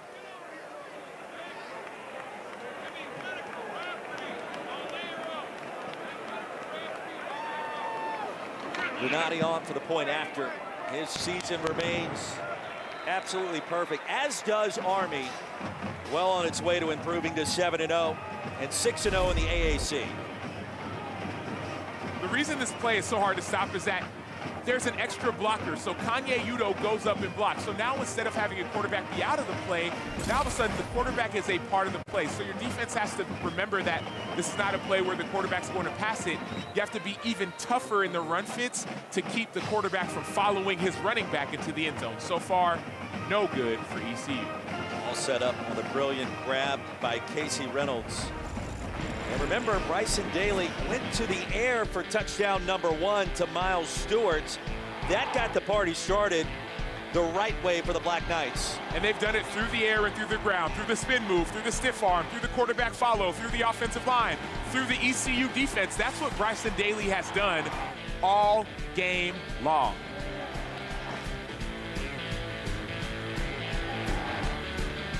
The level of confidence, you mentioned the level 5 leadership, and Bryson Daly, a lot of schools wanted him as a linebacker. Well, turns out he plays quarterback like a linebacker or a fullback, running this option attack. And now Army with 4 straight games scoring 40 points or more, first time since 1945. We check in again with Kevin Connors. And Roy, Miami's gone over 40 points here thanks to an A.J. Allen touchdown run. And this is an answer to Louisville striking deep to tie this game. These quarterbacks are going back and forth with big play after big play to set up all these touchdowns. 461 yards of offense, Roy, for the Canes.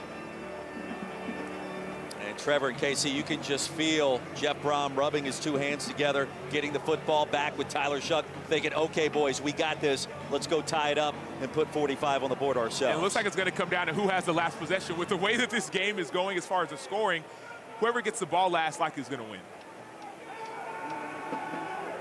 Hauser flings it out into the flats. Rajay Harris picks up a first down. He'll barrel his way to the 40. And East Carolina working quickly, under 5 minutes remaining at Michie Stadium. Rajay Harris fell down to the 32. Slow to get up. Sam, we mentioned it earlier, our first trip here to call an Army game at home. It's ESPN's first broadcast in this facility since back in 2009. And we kind of wondered, we knew ECU was probably the best team Army had faced up to this point in the season. Jeff Monken told us that yesterday. I don't know if that's the case or not, but nothing I've seen today takes away from the freight train of momentum this team has established to start this year. And they just keep on getting better and better. We asked Bryson Daly yesterday, hey, what are your big goals? What are you looking forward to? What's the mission? What's you're trying to accomplish? And he said, man, we're just focused on the next opponent. I'm focused on this next practice. I'm focused on my next meeting. He said, I don't have time to get distracted by next week or next month or next year. I have to focus on what's in front of me. Harris off the field, Hauser back to throw, and across the middle, Winston Wright, a big hit, but he hauls it in near the 31, right in front of Colin Madison. East Carolina on the move, a gain of 31 yards. The Pirates have found something late. Play action. Sowell has it, and it'll be first down and goal, ECU. Acho, where was this in the first half? And obviously Army playing a little bit off the line of scrimmage at this late moment, but East Carolina's been good. It may be a little too late for ECU based off the time, but trust me, other teams are going to watch this film and say, hey, I know how to beat Army when it comes to their defense. The middle of the field is open. Other teams are going to try to attack it. Hauser with time to the end zone, and Sowell going to go right between his mitts. It was a high toss, glaring right into the sunshine there as well. Damon Washington in coverage. And ECU and Caden Hauser, they're trying to find a way to get to the end zone. That ball's got to be a bit lower. But this is all going on tape and all going on film. So if it turns into a game for another team that Army plays where it comes down to the wire, they're going to be looking at that middle of the field being wide open multiple times in the second half and going to try to attack it. So it needs to be changed and fixed for Army soon. And the handoff, Yannick Smith. And a loss of 3. Josiah Banks, the TFL. Third down and goal.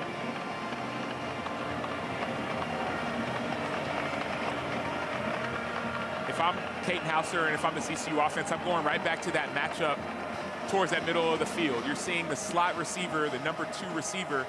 I would go right back to him. Hauser keeps it, was hit as he threw. And the pass wobbles incomplete. Now heavy pressure by the Black Knights. Number 56 came crashing in.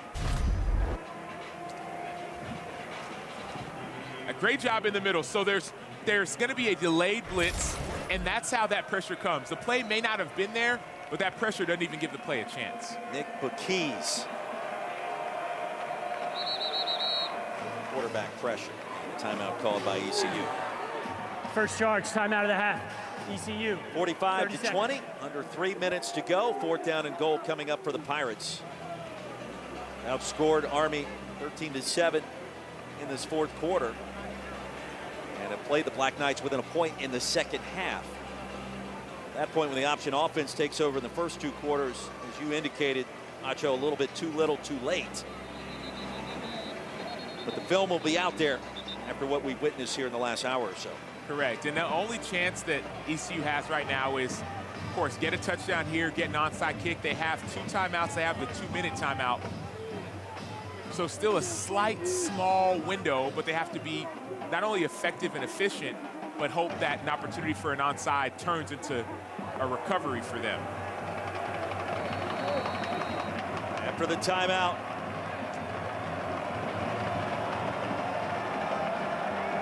we'll check with the sideline one more time. And look how deep all these linebackers are. Notice they're all back by the goal line. Hauser underneath. He's got to cross the goal line. Winston Wright does. Well, he found a path. It wasn't easy. And another touchdown for East Carolina. So one difficult spot that you get into when you're a defense and it's 4th and goal is you're thinking, okay, I have to protect the goal line. So the linebackers back up more than they usually are. Well, in order to protect the goal line, you're backed up more than you usually are. That means you're giving up more space than you're used to giving. Well, Winston Wright loves space. He lives for space. If you give him space, he's going to find his space in the end zone. So that's what we're seeing. Big 2-point conversion for some into the end zone. There it is, Sowell. Chase Sowell. 45 to 28. Just over 2.5 minutes to go. And for a moment, East Carolina trying to climb its way back into it, but running out of time. They call this the whip route. So Sowell is going to go inside. He's going to whip back outside, and he's going to keep his outside leverage. So the DB ends up going inside. That was Damon Washington, who couldn't get the right leverage on Sowell. Well, now fast forward. You get to your onside kick. If you recover it, yes, you only have 2 timeouts, but you have the 2-minute timeout. Your offense has been putting up a lot of points. And so that onside kick was, the bounce was a little bit too, the ball's a little bit too forward, if that makes any sense. You want to try and kick that ball either right off of the tee, or sometimes you could actually do a drop kick to make it more towards that front line of the 10-yard restraining line to make it a tougher decision for the front line players. The guys on the back, not the front lines, the guys on the back are guys who are going to block. The front line guys, the guys on the front want to block, but you want to make them try to recover it, so make it a tough decision for them. Acho, it appears as if the ball is oriented in a different way compared to last time. It is. The hop was there, but to your point, not quite where it needed to be. This one scampers through, and East Carolina, I don't know. It was between the legs of a Pirate player, Chase Sowell. And then it's the bottom of the pile at this point. And the initial indication, Army football. With that sign widener, it was just spinning there for eternity after bouncing off a player.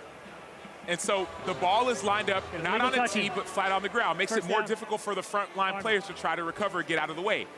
So now, even if it would have been recovered, it looked as if that ball was hit by an ECU player before it reached 10 yards, just barely. So it wasn't recovered by ECU, but even if they would have, that may have been a penalty for getting touched before hitting 10 yards. What a wild sequence that was, and two different styles of onside kicks. Both would had a chance for the Pirates. Udo around the left side, and on first down. Stopped by Danka after a gain of 4. And if I'm ECU, I would use my 2 timeouts right now. To call a timeout, stop them again, call another timeout to save all this extra time that's running down the clock. 21 points on the board for East Carolina in the 4th quarter. And that last play will take us to the 2-minute timeout. We step aside at West Point here at Michie Stadium. Our final 2 minutes coming up. 45-28, Army West Point leading East Carolina. First meeting in 20 years. Brief look over Trophy Point on the banks of the Hudson around the country. Some great games going on right now on ABC. Scoop and score for Louisville. That play under review as we're talking. And a 1-point contest, the PAT to come. Auburn and Mizzou nearly deadlocked at Faurot Field over on ESPN. Sam Acho, Roy Philpott, Taylor Davis, under 2 to go at Michie Stadium. Army on the verge of improving to 7-0 as a timeout is called. Black Knights will improve to 6-0 in the AAC. And you take a look at the standings, Acho, mathematically, as each week passes, Army and Navy appear to be in the driver's seat. North Texas will have something to say. Tulane will, and others who have still only played 2 league games. But Army certainly with the advantage and a chance right now to improve to 6-0 with his win today. And to your point, Navy has a chance for next week to play Notre Dame, and so that will actually help them in the rankings if they are able to get a win. You're saying Notre Dame, this is Notre Dame. Notre Dame lost to NIU. NIU loves to run the ball. What does Navy do? They love to run the ball as well. So that could be a game about matchups that may not be the most favorable matchup for Notre Dame.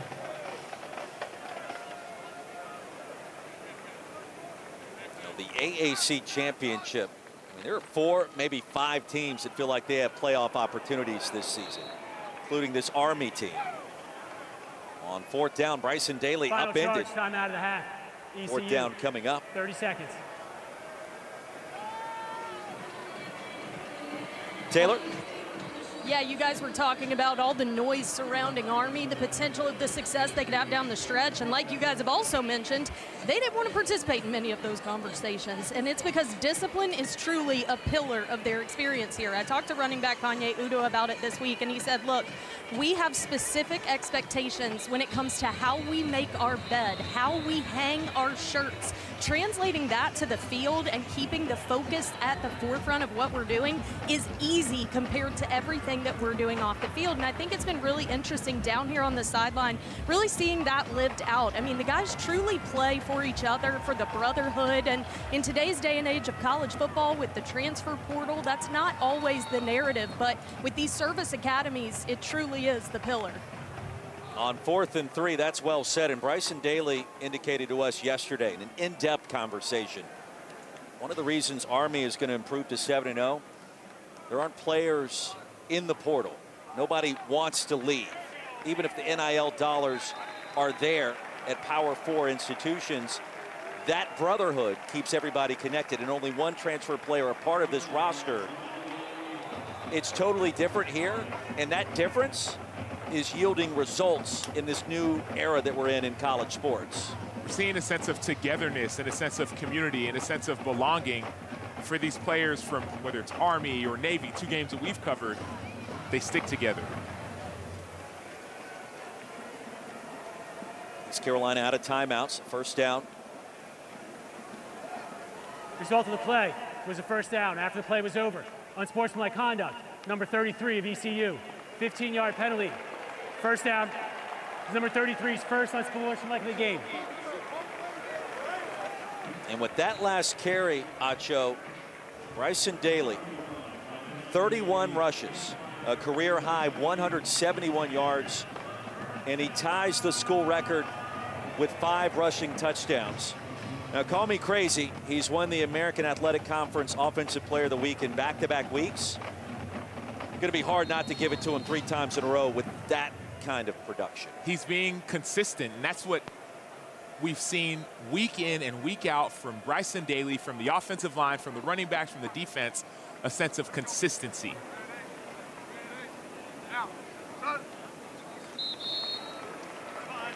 Well, an interesting week leading into this contest. Jeff Monken appeared on the Pat McAfee show, and shots across the bow were there, and he mentioned it verbatim. Do they still have a football program at that school? Army starting quarterback, who we just gave you his numbers, I'd rather they lose out. That's my mentality. Boy, you love it. You could feel it when we were talking to Coach Monken yesterday about the dislike or the distaste, the hatred. It was there. It's written everywhere. Beat Navy, sink Navy, across campus, here at West Point.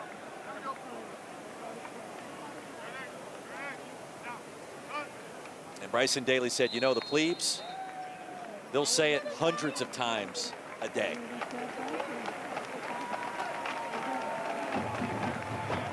(45-28), the final score. The win streak continues, 11 in a row.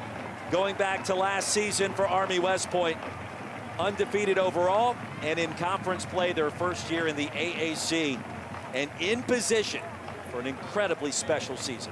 This Army team is a special football team, and they've shown it week in and week out. Now, they will be tested as the season goes on, but so far, they've passed every single test with flying colors.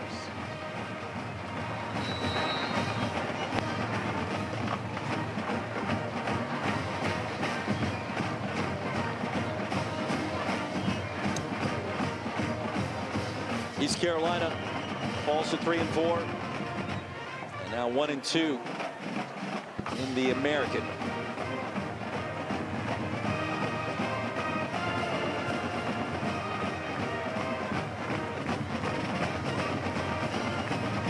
On a brilliant fall afternoon, Hudson Valley, Michie Stadium at full capacity. The renovation's underway. The facility will have a brand new look beginning in 2026 after a $177 million renovation is complete. And one of the great traditions as the cadets and the Army football team unite for the alma mater. The cadets in the stands there in that north end zone with their brothers.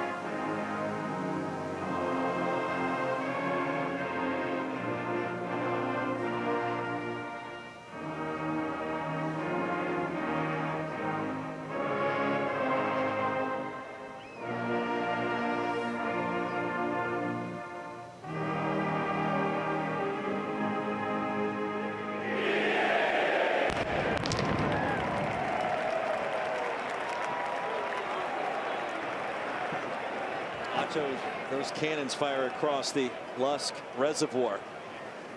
Shakes the soul from your broadcast spot here in Michie Stadium, doesn't it? It does, but you can feel the sense of togetherness and the sense of courage from all of the cadets. It's this, you know, yesterday we got a chance to go to the chapel and I heard someone play the trumpet, and it was just this reminder of what these young men and women are training for, studying for, and fighting for. A sense of belonging, sense of togetherness, and a sense of protection.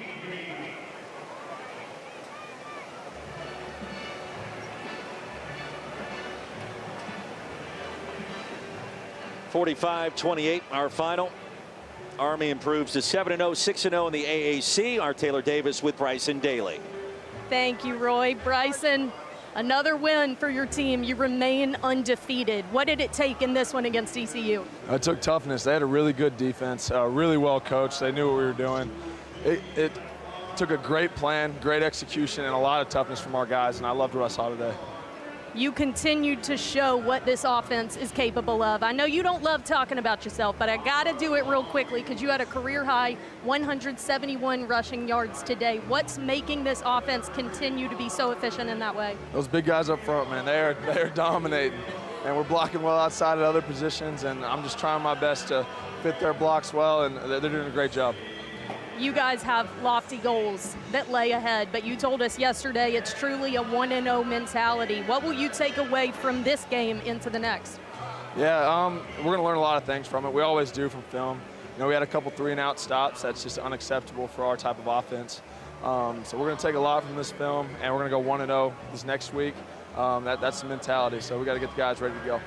I know that your teammates really want to get the nickname Captain America going. I promised them I would bring it up in the broadcast, but what does it mean to you knowing you've got your teammates cheering you on the way they do? Yeah, we're a really, really close group, and I love those guys, the senior group.